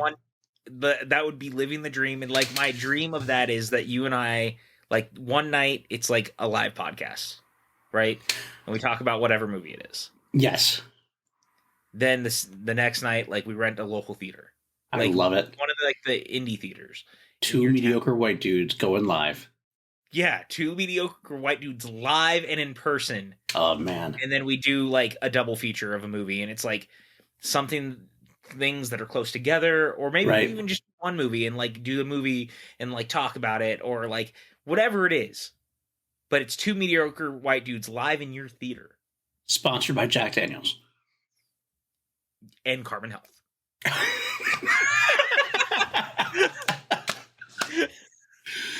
Okay, that's an inside joke. A Schmodown joke for everybody who knows. But I had to make the joke, but regardless, I want to live that dream. It's the same dream of also like writing it. I so badly, we're like on a fucking tangent at this point, but I'm so like, I'm gearing up to figure out, I want to write a bad horror movie. And I also want to write a bad Lifetime movie. Okay, all right. I'm here with you. I'm here for that. I can probably help with the bad horror better than the bad Lifetime myself, but I'm here for both. You can blame Joe Bob for the Lifetime thing. I'm pretty sure I showed you the Joe Bob thing about Lifetime. You have shown me, yes. I was like, man, I think that's a thing to think about. Joe Bob is like the inspiration right now also for this idea of like, we should do double features and talk about movies, just because dude's living. He living the dream. Yeah, and then he goes to conventions and he meets people, and people want to talk to him, and he's like a mediocre white redneck, and that's why we like he's Joe Bob. There you go. And I don't mean that in any disrespectful way. This podcast is literally called 2 Mediocre White Dudes. I see myself as mediocre. Mm-hmm. Joe Bob is the superstar of mediocre white dudes. Fair enough. Oh, God. All right, so we are a Stabathon. Gift set up for things. I'm always trying to wrangle this back in. Sometimes it works. Look, I don't know how we go so far off track, and then it's like, so back to Ghostface attacking Gale. We're back. And we're back. And see. Look, that's all I'm saying. Oh, did I show you? I mean, no one else can see it. You can see it. I got the Elvira book that she wrote. Oh, that's nice. I got it for Christmas. I was super excited. Who got it for me? Me. I bought it for myself. Oh, well, that's fair. Sometimes that's the best gift giver. Yeah, I got Dave Grohl's book over here too. I treated myself. Very nice. Very nice. Ghostface attacks Gale. Ghostface attacks Gale. God damn, PJ. And, but it's a great moment, because it's actually one of those times where I feel like in the 4th film, especially now for the upcoming 5th film, actually, now I think about it, it starts to feel like maybe one of them can die. Like, The first film, obviously, they make it through, you don't know. The second film, you're like, I can't see any of these 3 really dying. Like, you have a thought maybe Dewey died, but then he didn't. So then 3 come along, you're kind of like, well, none of them are dying. But after so much time has passed, so when you're in the point where, like, you're entering the twilight age of a film cast, so to speak, maybe one of them could die. Is this where Gale goes? And so I did think about that when I first saw the movie. Not this time through, obviously, 'cause I do, but it did pass through my mind. Well, actually, if you think about it, Dewey is the one character who has continually gotten close to death of the original three. I mean, theoretically, I guess they really all have, but Dewey's always the one who like ends up in the hospital. Yeah, badly hurt. Badly hurt. We don't see Gale doing the weird jerky limp thing. No. So I actually think he's going to fight it in the new one. I wouldn't be surprised either. I think it might be. Kind of feels like it's the Han Solo moment. 100%. 100%. So essentially, Gale goes to the party. Oh my God! I just thought of something real quick. Real quick to interject. If he dies in this new one, this is like them fucking with us all over again in a way. You know why? Because what did we say that he was doing in this new film from the trailers? He'd be Randy. He's Randy. Fuck, he'd be Randy. They're gonna there's a Meeks in the movie. There is a Meeks in the movie. Actually, there's two Meekses apparently in the movie. That's true. Yes, apparently. So that's part of it. That's good, and that might be the way. Sorry if that's a spoiler alert. I literally looked on the Wikipedia page. I don't think that's really much of a spoiler. Like, it's just the character's name, so I mean that shouldn't be a spoiler. They may not even be related. I don't think it's an accident, but they may not be. I don't know. Absolutely. It could be completely different. Someone's going to yell at me. I'm going to get tweeted at over this. You might. Just watch. I'm going to highlight this and put it out as a clip. Don't do that. Don't do that. Why are you doing that? I don't know. It just seemed like something horrible to say, and I just want to say something horrible. Don't drum up drama like that. Drum up drama with a much worse take that I have. Something about watching all the Puppet Master movies. I don't know. That'll give you. So Gale goes to the party. She sets up the cameras, like you said. She's alone. She's doing this for the first time with no help. No help. And it's very reminiscent again of the original movie because she had gone to the party. She had set up the video camera, and she was watching it. Same thing happens, except someone starts going in and sees the cameras and is like putting blankets over them. Right. And so Gale decides to go back in to try to stop it, and Ghostface attacks her. Which, by the way, is stupid of Gale. Gale should know better by now. I feel like that's the thing. Gale should have known better by now. Obviously, like someone's moving the cameras and they're putting blackness over it. You don't want to go in and check the cameras because someone's doing it on purpose. So either, I don't know, at this point, it's like get somebody else help or I don't know. That felt to me like but I think that she was trying to prove a point. Yeah. That's kind of the thing. And she's been out of the game long enough. Like, I can give her this a little bit. Like, she's been out of this a while. She thinks she can handle it. She's going to go do it. And stupidly, she does because she gets attacked very quickly. Right. Ghostface shows up, and it becomes a problem. It does. He gets her in the shoulder, but Dewey shows up. Ghostface gets away. And it kind of creates this, like, the tension starts to go away a little bit after this for these two. Because it really puts into perspective the importance of their relationship together. Right. They're back on the same page. They're solidified. We're good to go again. Yeah. So good. So then we move on at that point. This is where the cops get killed. We kind of already talked about that sequence. I don't bring that much up again. I mean, it's a good sequence. It's good fun. Great conversation between the two. And there's some good deaths and everything else. We also got the death of Mary Mcdonald. Katie Roberts, and that's a great sequence there when Ghostface attacks the house. I actually loved her death with the knife through the mail slot of the door. Dude, oh my god, that's so great. It's so great. It's surprisingly inventive because to be honest with you, the funny thing is like I even remember my grandparents' house when I was younger.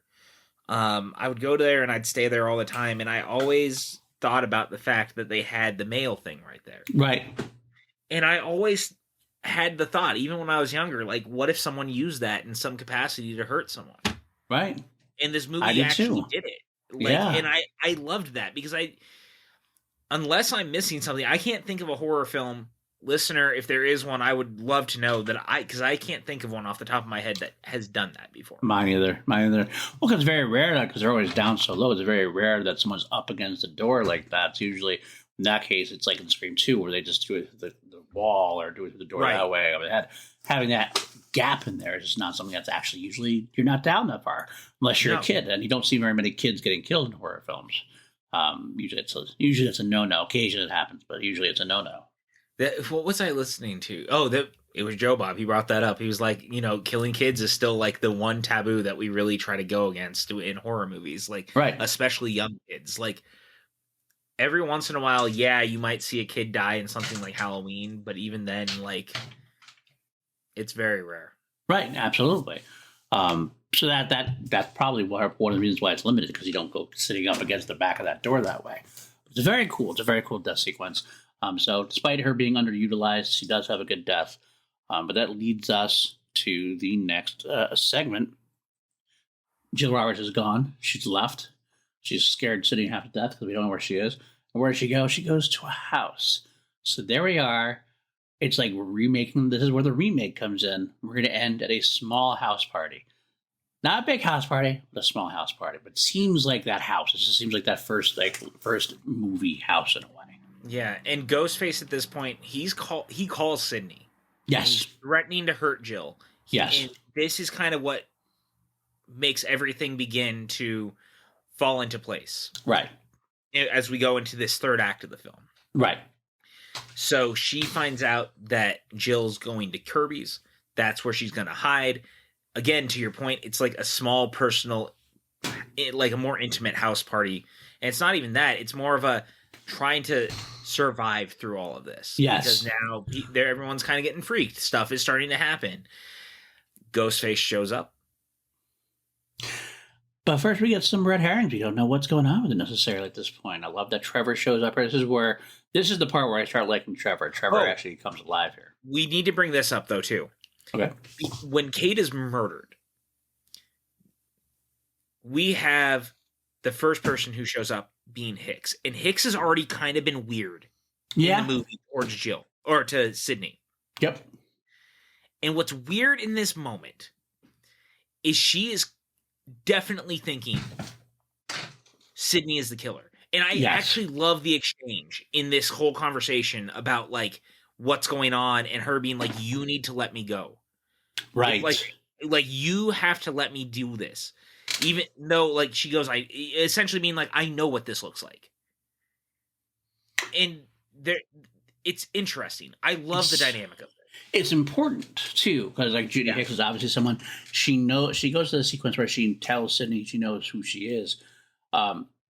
It almost seems like they had class together and she did a show with her, but Sydney doesn't remember her at all. So it's that red herring motivation thing that maybe Judy Hicks is the one. She is probably the best red herring we have, because it's the smart person red herring. There's nothing like completely obvious about anything she does.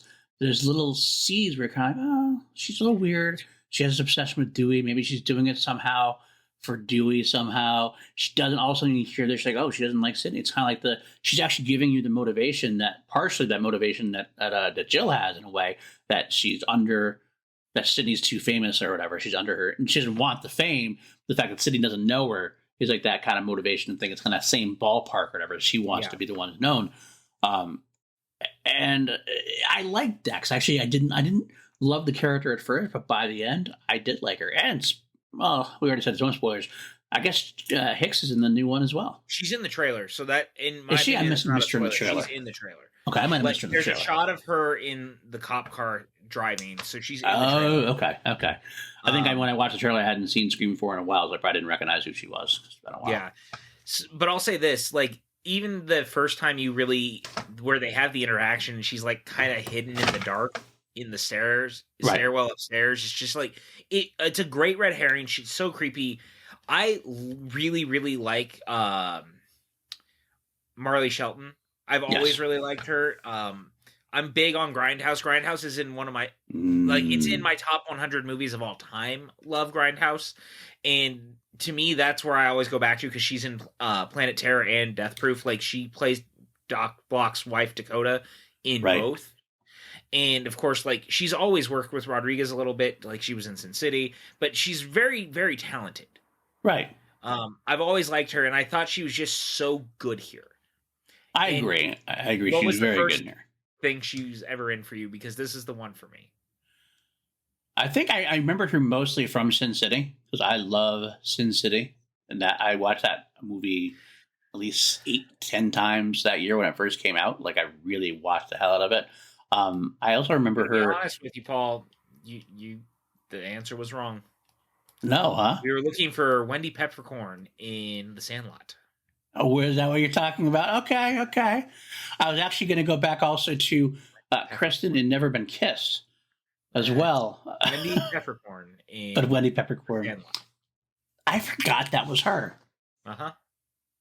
I really forgot that was her. You're welcome. You learned something today. I did learn something today. If you've never seen The Sandlot, you should really see The Sandlot. You should really see that's very true. You should definitely really see The Sandlot. So,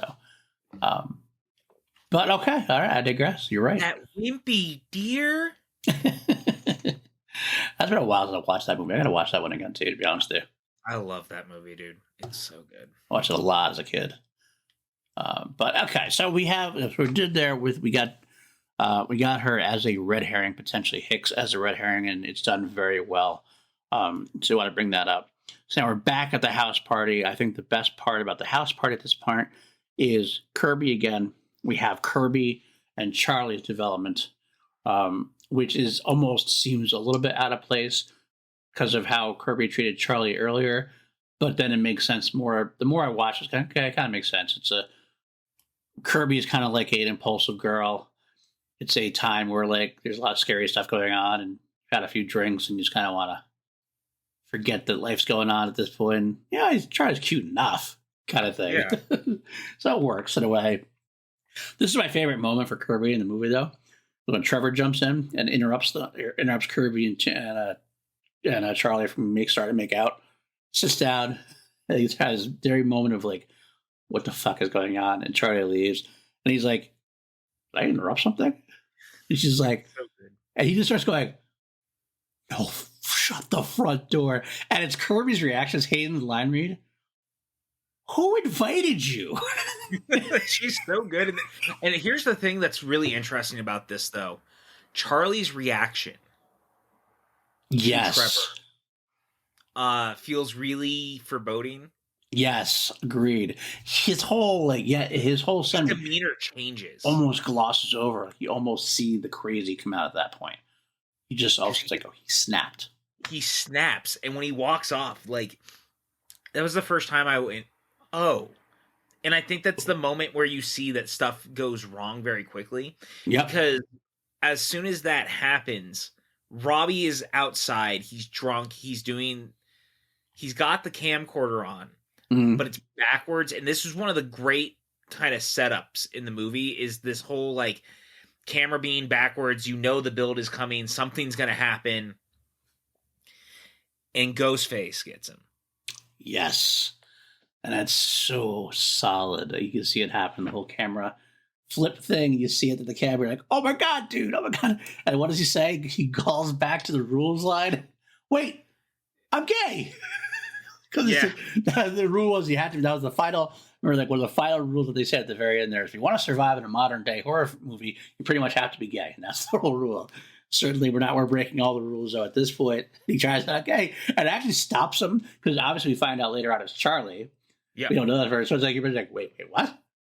And it kills him anyway because he knows he's not in a way. But it was kind of a funny throwback and like a way of attacking the rules without breaking all of them. Well, and again, it's so good, it's so funny, but also to what I was going for with that, and I'm glad you brought that up, that we find out it is Charlie in that, because again, it feels like Charlie is acting out. Yes. For what happened. So he gets so angry, he takes it out on Robbie. Right. And it feels like the first time that it becomes personal. Yes. But like also kind of it's almost a mistake. Okay. It almost feels like he's doing it. They were going to do it regardless, but he almost jumps ahead. Right. Just because he doesn't know what to do with his emotions. That makes sense. I mean, he's definitely at that point flipped his lid. He knows it's going to happen. he might as well just get going with it at this point. At one point he was going to make out with Kirby. That ain't going to happen. I might as well just get this done with now at this point. Yeah, and so it's such an interesting thing to me because, again, it weirdly feels so angry and so personal. Yeah, agreed. Very much so agreed. And I've always felt that way, and I think that's this whole third act actually. Yeah, is that there's something very angry and very personal to all of it. And that's what it is. The third act, like a lot of times, this is where where movies fall apart. I think the third act is the best part of this film. Yes, I never feel more engaged with everything that's going on. I never feel more like unsure as to what's going to happen next, and more like everything that they bring, everything that happens. I kind of like start wanting to know more. I'm being led along this path. I want to find out, and that's why we get to that sequence where you have the kind of remake-ish of part one again to a degree, when you have Charlie knocking on the door and Kirby refuses to let him in. Yeah. Oh, and this is such a great scene. It's a great scene because and again, Hayden acts the hell out of it, and you can tell she was about to make out with him. Now she won't let him in because she can't trust him, and it makes sense. But then we get the whole him tied up thing, and the whole time, which is very obviously reminiscent of the first film. Well, and followed by the phone call. Followed by the phone calls and everything else. And we get a very similar phone call about, name however many remakes and reboots or whatever. Of... You know what? That's the funny thing is, like, I feel like I should have gone back and watched it. There's a moment where, like, I don't know what the question was. I almost feel like there was a question that he didn't get to finish the question. It was like, name the horror remake sequel of that, and she just decides to name every horror sequel that's out there. It's like a great remake sequel, but it is a perfect moment. She's like, yes, and she knows her shit. And she's like, this, Friday the 13th, The Fog.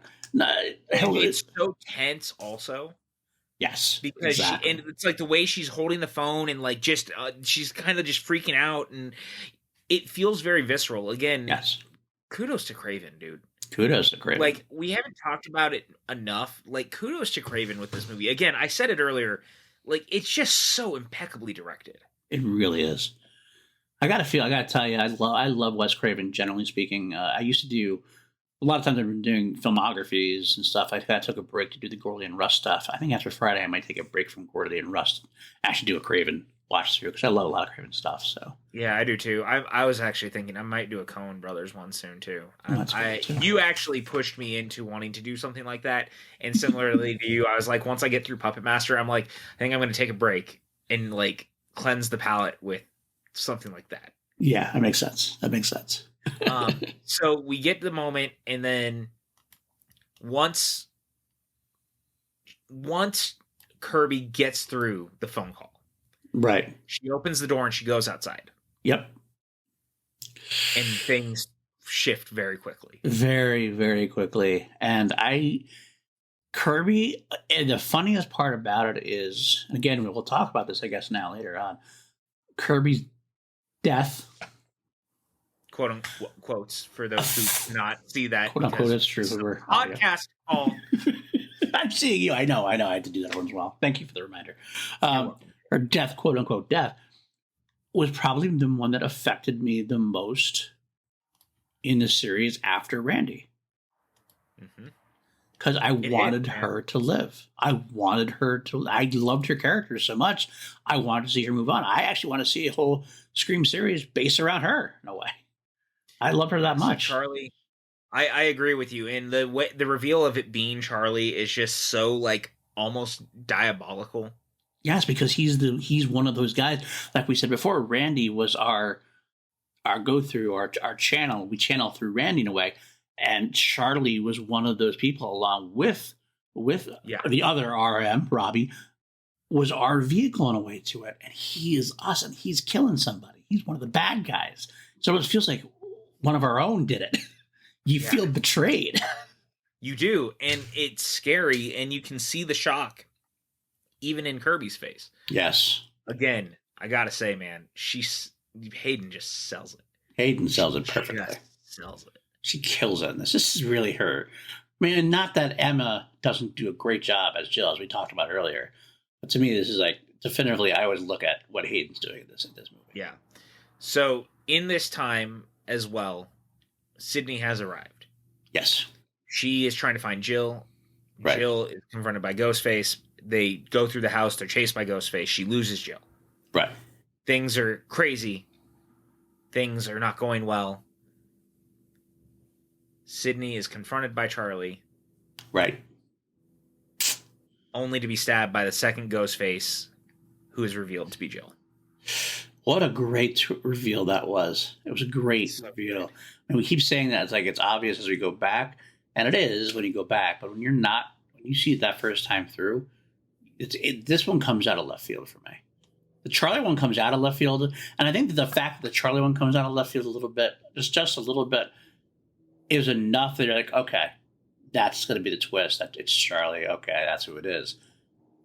The addition of making the other lead character the killer and Sydney's cousin the killer, that's a diabolical twist. Mm-hmm. It works. And it works, man. It works. It works so well. In the way that so much better than 3. So much better than 2. The reveal is so chilling. Yes, I felt it in the marrow in my bones. Yeah. And so, this whole time you're waiting for the reveal and for it to just, again, to come out the way that it does. And you realize that this is so much more than just a remake of that first movie. Right. In their heads. Like, they start to flip the script because as it goes, Jill is, again, she's talking about the anger and the jealousy that she's been feeling. Yep. This sense of living in the shadow of someone. This feeling of insecurity about being related to her. Right. And this idea that Sydney ruined her life, but now she can turn that around. And by doing that, it means killing Sydney and killing all the kids around her and making her famous. And she'll look like the hero who tried to, right, get through it. You know what it is? It's like a precursor to Gone Girl. A little bit, to be honest with you. It's about 4 years early, but it's there. I mean, the book actually might have been written before. It's interesting in a way. I have to look up that, but it's very much a similar way. This is the horror version of Gone. Not that Gone Girl is not a horror. That is kind of a psychological horror, obviously, but this is like a more straightforward slasher, the slasher version of Gone Girl to a degree. Yeah. So the intent is they're going to end up framing Trevor. Billy Loomis. Which is the Billy Loomis of it all. Right. And it's so creepy because Jill has figured all this out. And I got to say real quick, we do say they do step ahead and do the remake, and it's definitely more than a remake. But I got to say how many times I noticed certain things and certain shots that are just highlights from that first film, which is why this is a reboot quill in a way. It's like a remake to a degree because there's certain things, like I mentioned the Rory Culkin sitting in the chair, tied up, just like the first film. Trevor comes out of the closet in the tape, just like Sydney's dad in the first one. There's a lot of that. It's like these specific. There's a lot of parallels. There's a lot of parallels, and Craven definitively doing this on purpose. It's almost like just bringing your mindset into that film, and it works to bring the atmosphere so well. And it doesn't rely on it, but it's that nice little cherry on top. It's so good, and it works. And it's funny because The Matrix Resurrections does a lot of that too. Yeah. And Resurrections, though, goes out of its way to show you. Yes. And I always thought that was interesting because in this one, they don't. You just know. Like, oh, yeah. Oh, God, it looks so familiar. Oh, that's that. That's that. Yeah, exactly. Whereas if it was Matrix, it showed us. Yeah. It works very well. And the thing I really like is the reveal is that Jill plans on, she's going to murder Trevor. Yep. The cover-up is going to be that he was the killer the whole time. Yep. And she does. She straight executes him. Yep. No problems there. And all this because he cheated on her? Fucked her and cheated on her. Yeah. So he's going to be the fall guy. Yes. Which I'm not saying what he did is right. Clearly not. But that's hell of a thing to make him the fall guy. Yeah, it's quite a turn of events for him. But between that, hell hath no worry. Then she turns on Charlie. Right. And that makes sense to me. That makes sense, all the sense in the world.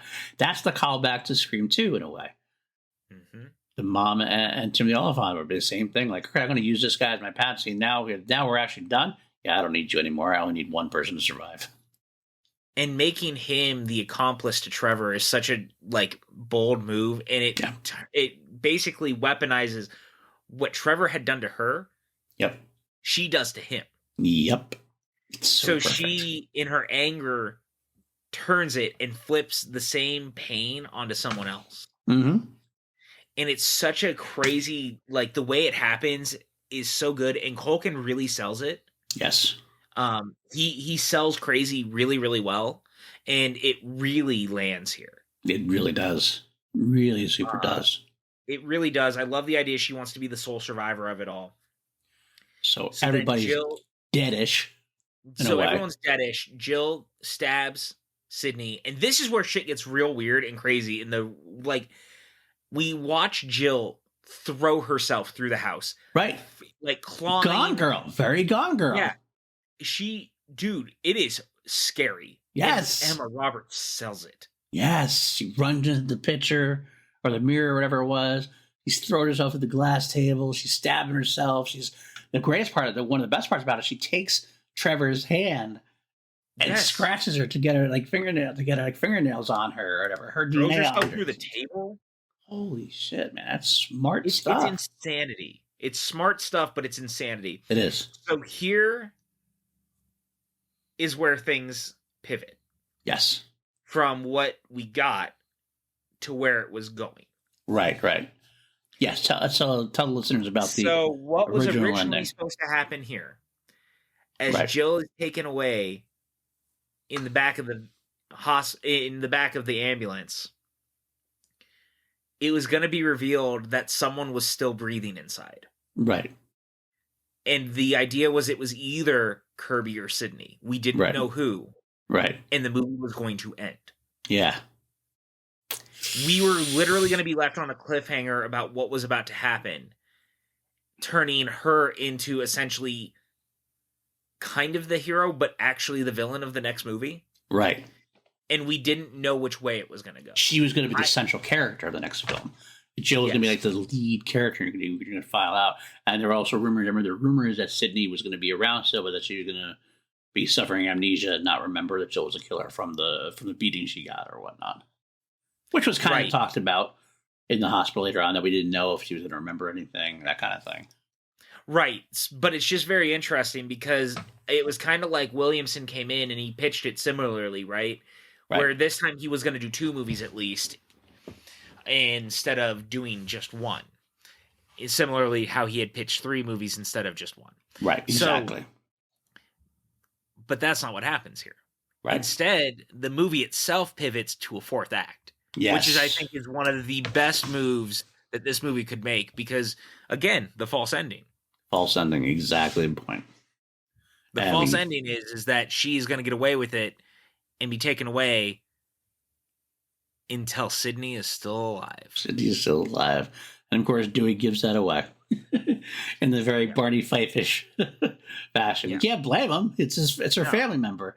But it just comes across a little Fife-ish just because of how Dewey is and everything else.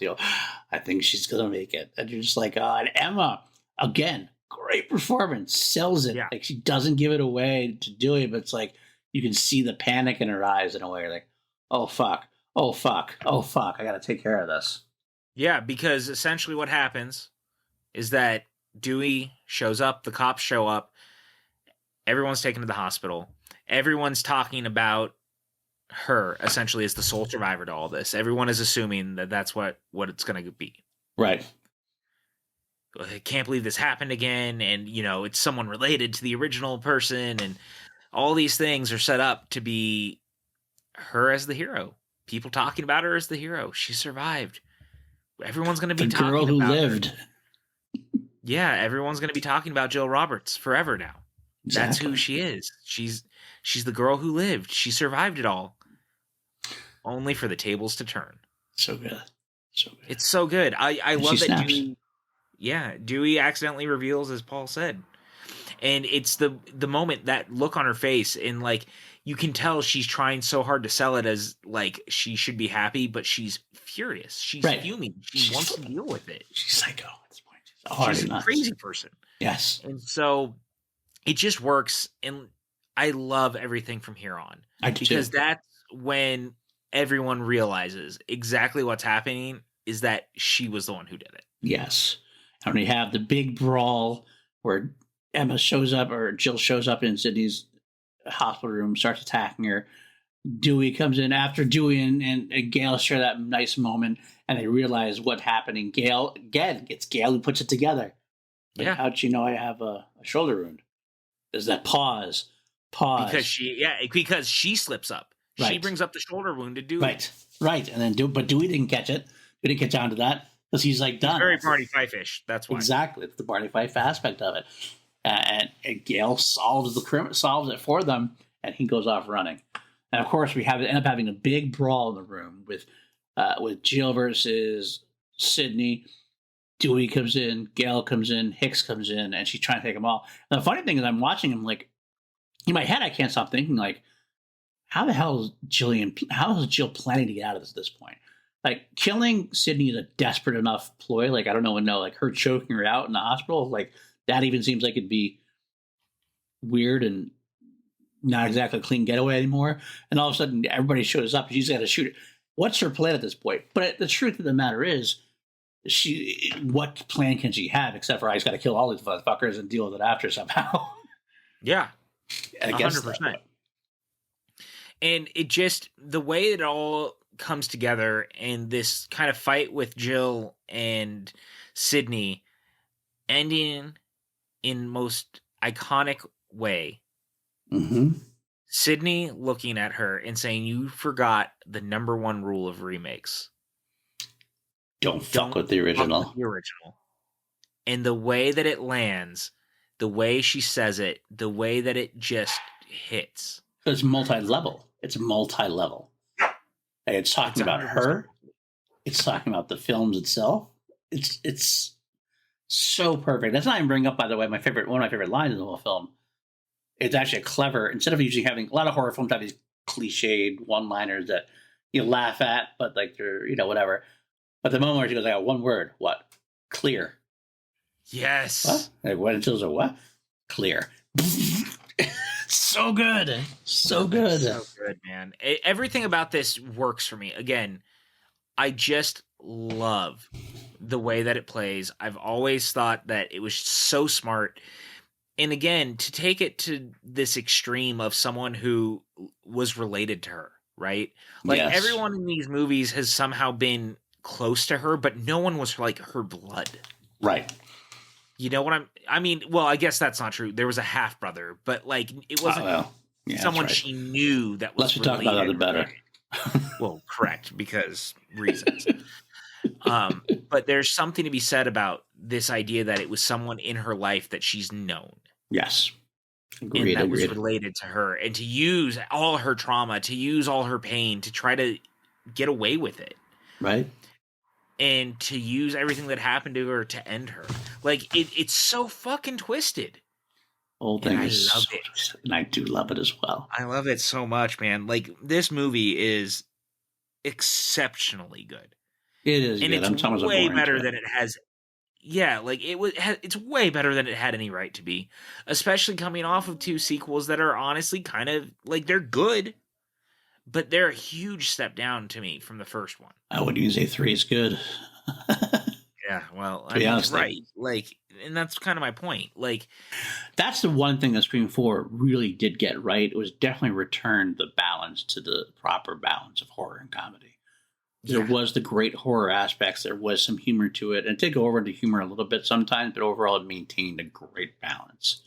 And you feel it. These are the best characters in the series since the original. This is the best directed since the original. It's the best script since the original. Right. Everything about this is like, they came back. They came back in a hard, powerful way. And the funny thing is like, I think honestly, if the movie hadn't been made for $40 million, it probably would have ultimately gotten the 5th movie.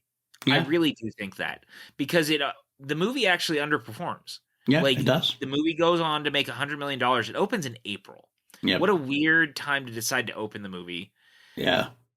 And basically just kind of lands fine.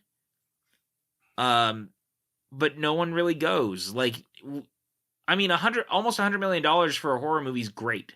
Yeah. The problem is it costs $40 million to make. Yep. It's not going to be something that they're going to want to do over and over again, unfortunately. No, and so there's no financial reason to do it, really. Right, because that's the thing, too. A lot of time, legacy sequels, like, it's always... The legacy sequel is supposed to do good, like really good, bombastic numbers before getting to diminishing returns again. This was actually less than Scream 3, so it was still more of a case of more diminishing returns. Especially because it was hyped up so hard. Like, the marketing for this was everywhere. Yeah. Everyone was hyping up the return of Scream. And it's funny because that's exactly what they're doing now. Right. Here we are, how many years later? Like, we're 11 years later. Yep. Although we are in the legacy sequel era more now, so it almost feels like this is ready for it now. And that's what I was going to say is notice the tide on it. Yeah. People are talking about it. People are excited. And it's kind of a bummer in a way, because I really wish more people had turned to Scream 4 when it had come out, because everyone I talk to now in a post Scream 4 world love the movie, it seems like. Well, it definitely has gotten a readjustment, like a reprisal after years of, because originally when it came out, it got middling reviews. It was kind of like, yeah, it's okay. But it does seem like everybody I talk to now does have more of a well-liked, it's more of a well-liked film now. Yeah. And it continues to endure, because I think overall, when you talk about it and when you think about it, it really stands out because it was the first to really do what it was doing in this regard. Scream continued to be ahead of its time. And I think that that's always mattered and it's always showed. And I think that's what makes this movie so special. And I think it's why I'm always so excited to talk about it and why I want to throw so much love on it, because I think ultimately it really did get overlooked, and I'm glad people are finding it, but it's always fun to sit down and be like, I don't want to be like the hipster, like I was there. Right. But you were there. But I was, and I was always going to be the proponent for it. Like I mean, dude, I saw this movie several fucking times. A couple of them inebriated. There was a Chili's right across from the theater. There was a lot of margaritas that were had. I'm shocked. With some chips and dip. And yeah, well, look, I had just turned 21. Yes, so you were ready to go. I was ready to go. It was a good feeling. Yeah, I'm sure it was. I got to say, I still feel like I gave both Scream 3 and Scream 4 the shaft a little bit away, because I still never forgave Scream 2 for Randy. It's a long time thing for me. I didn't like it, and I was like, I don't want to go see Scream without Randy. But I'm glad I got to reassess this film for what it was, even without Randy. I guess you know what we're talking about now. Let's just get into it. Why don't you give me your rating? All right. What's your rating of this? The original is a perfect movie. Now we got out of 11. I got to make sure to remind our listeners. We got to turn up to 11, so it's 1 to 11. Because we turn it up to 11 here. You always turn it up to 11. Please, for the love of God, I hope you've seen that movie. I hope so too. Do you wonder if they've seen it? Sometimes I wonder. Should we tell them to watch the movie? We tell them to watch a lot of movies, I think. Yeah, but this is like intrinsically tied. It is now, isn't it? That's what I mean. Guys, please watch Spinal Tap. Yes, please watch Spinal Tap. Okay, anyway. Rob Reiner, please watch Spinal Tap. Great film. All right. Scream is a perfect movie, man. The sequels to this were middling for me. I enjoy them. I like. It's not like I think they're bad movies. I don't. In fact, I quite like Scream 2, other than some of the stuff that I was so hard on it. I feel bad. You were hard, but you know what? At the end of the day, you gave it a 7.5, which isn't awful. In the spirit of, I gave that one a 7.5. The original's a perfect movie, and this is far and away better. Really? You got to do that right as I'm... I'm doing this whole speech and the doctor. That's great for them. I'm glad that they're having fun. I'm having a great time, actually. That was mean. In the spirit of the perfect movie, in the spirit of the last one is such a huge letdown, in the spirit of the second one is good. It's really good, in fact. This movie lands at a 10 for me. 10. Wow. Yeah. Okay. I'm going with the 10. I can't give it the perfect score, but I can give it like, this is the highest rec. You know what I'm saying? Okay. I'm going the 10 with this one. I'm giving it the highest rec. Now, I kind of gave a little mini spoiler in the beginning, but I did like it better than Scream 3, which I gave a 4.5. And I wasn't sure where to place it as Scream 2, and I gave it Scream 2 a 6.5. Correct. And I wasn't sure where to go with that. And I had doubts because of Randy, but I think after talking through it with you, I realized that I didn't have a lot of negative to say about it. I know, right? The only negative about this film to me is there are times where it does still seem a little tired, a little bit. But also a lot of those times were done specifically because of the remake Quill and because it was Jill Roberts' character setting up the whole thing. So I almost can give a lot of that a pass. I think it's about time for me to let go of my hatred of the death of Randy Meeks and stop letting it affect these sequels. Victory! I'm gonna give it a solid 8.5. Holy shit. 8.5. Holy shit. Guys, did you feel that? The earth just trembled. This is big. 8.5. This is big for you. This is big for me. I had always said it was 1, 2, 4, 3. I know. Until this watch through. Man, I feel so good about this right now.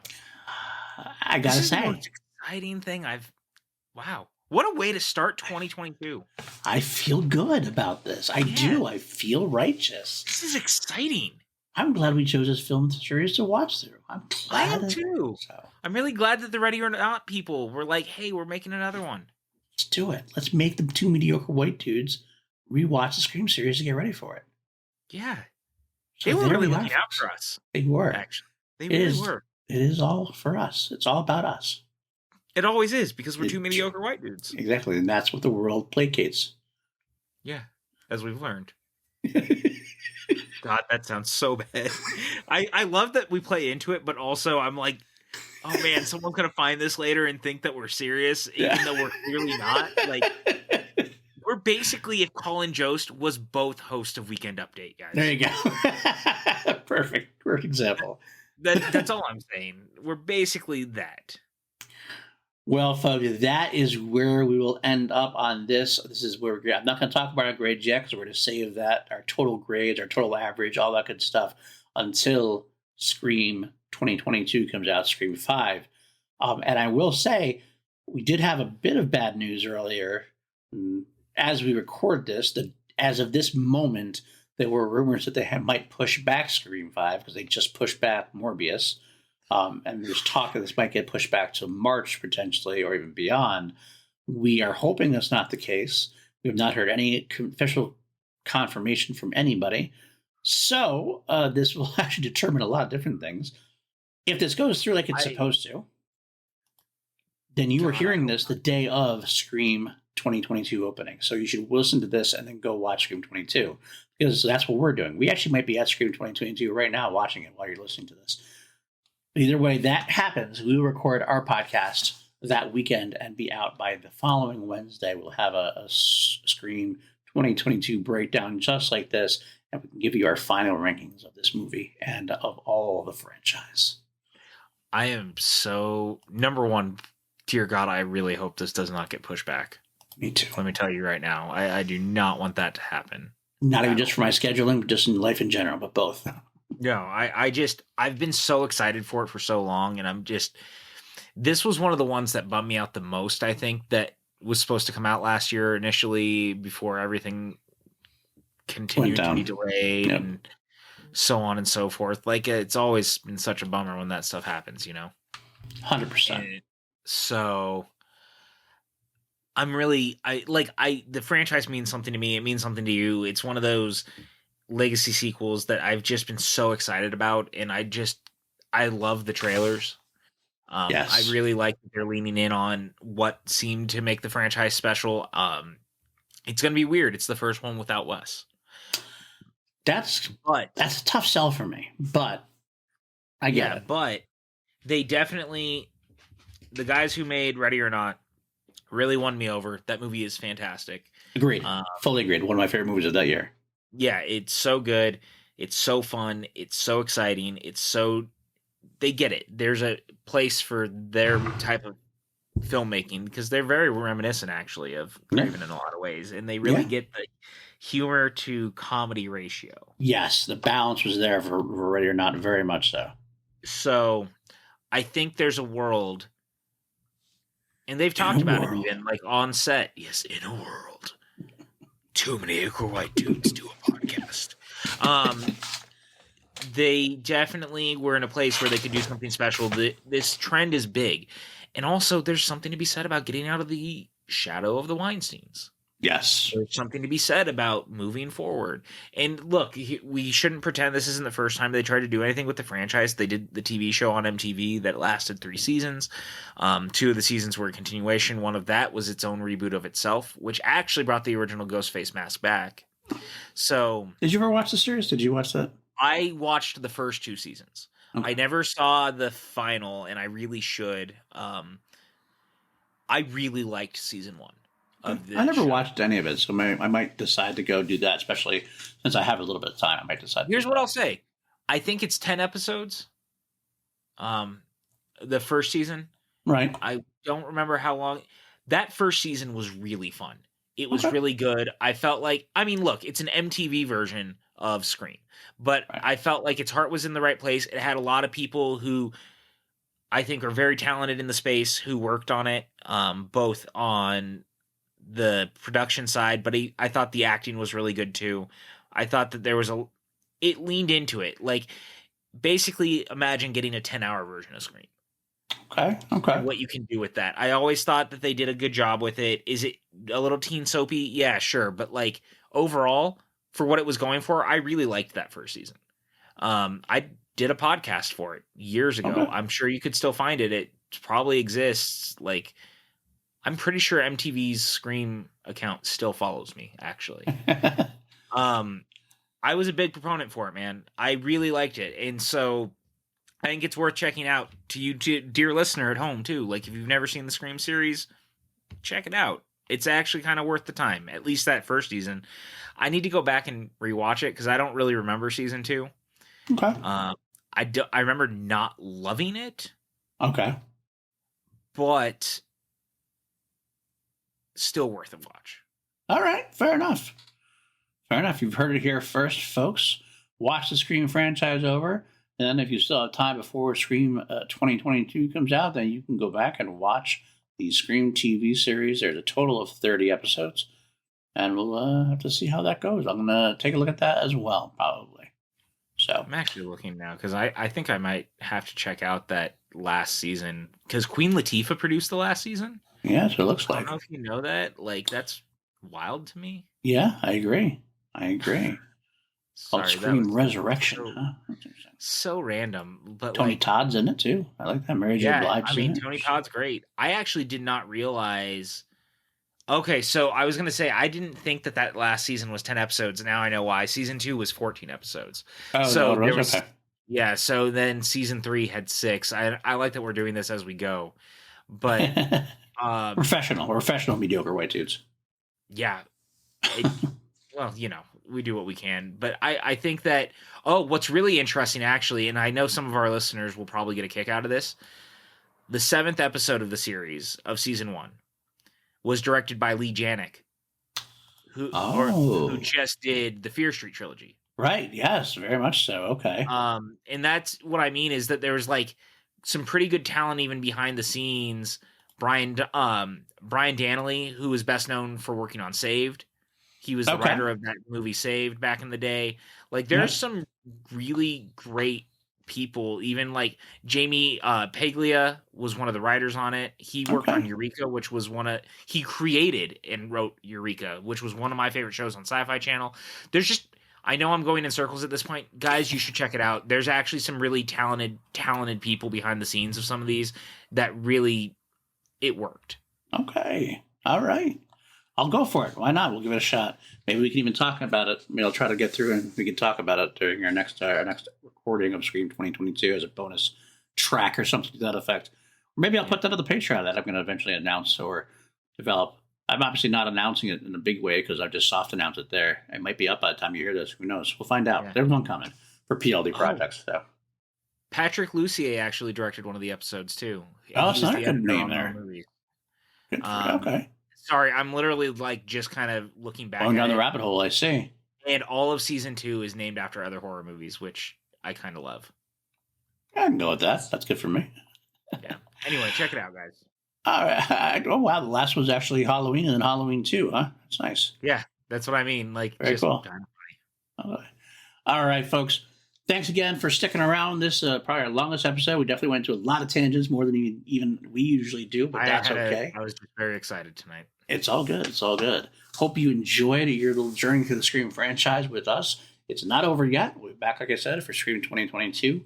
And then we'll be back after that. And, well, I don't want to announce it. We'll announce it next time we talk about what we were thinking about. But we'll talk about next time. We'll announce our next project that we're going to go through. If anybody has any ideas that they'd want to see us walk through, franchises we want to see us cover, let us know. We're always looking at potentials for us to go through. We are open to almost anything. We do tend to lean towards horror because we like horror so much.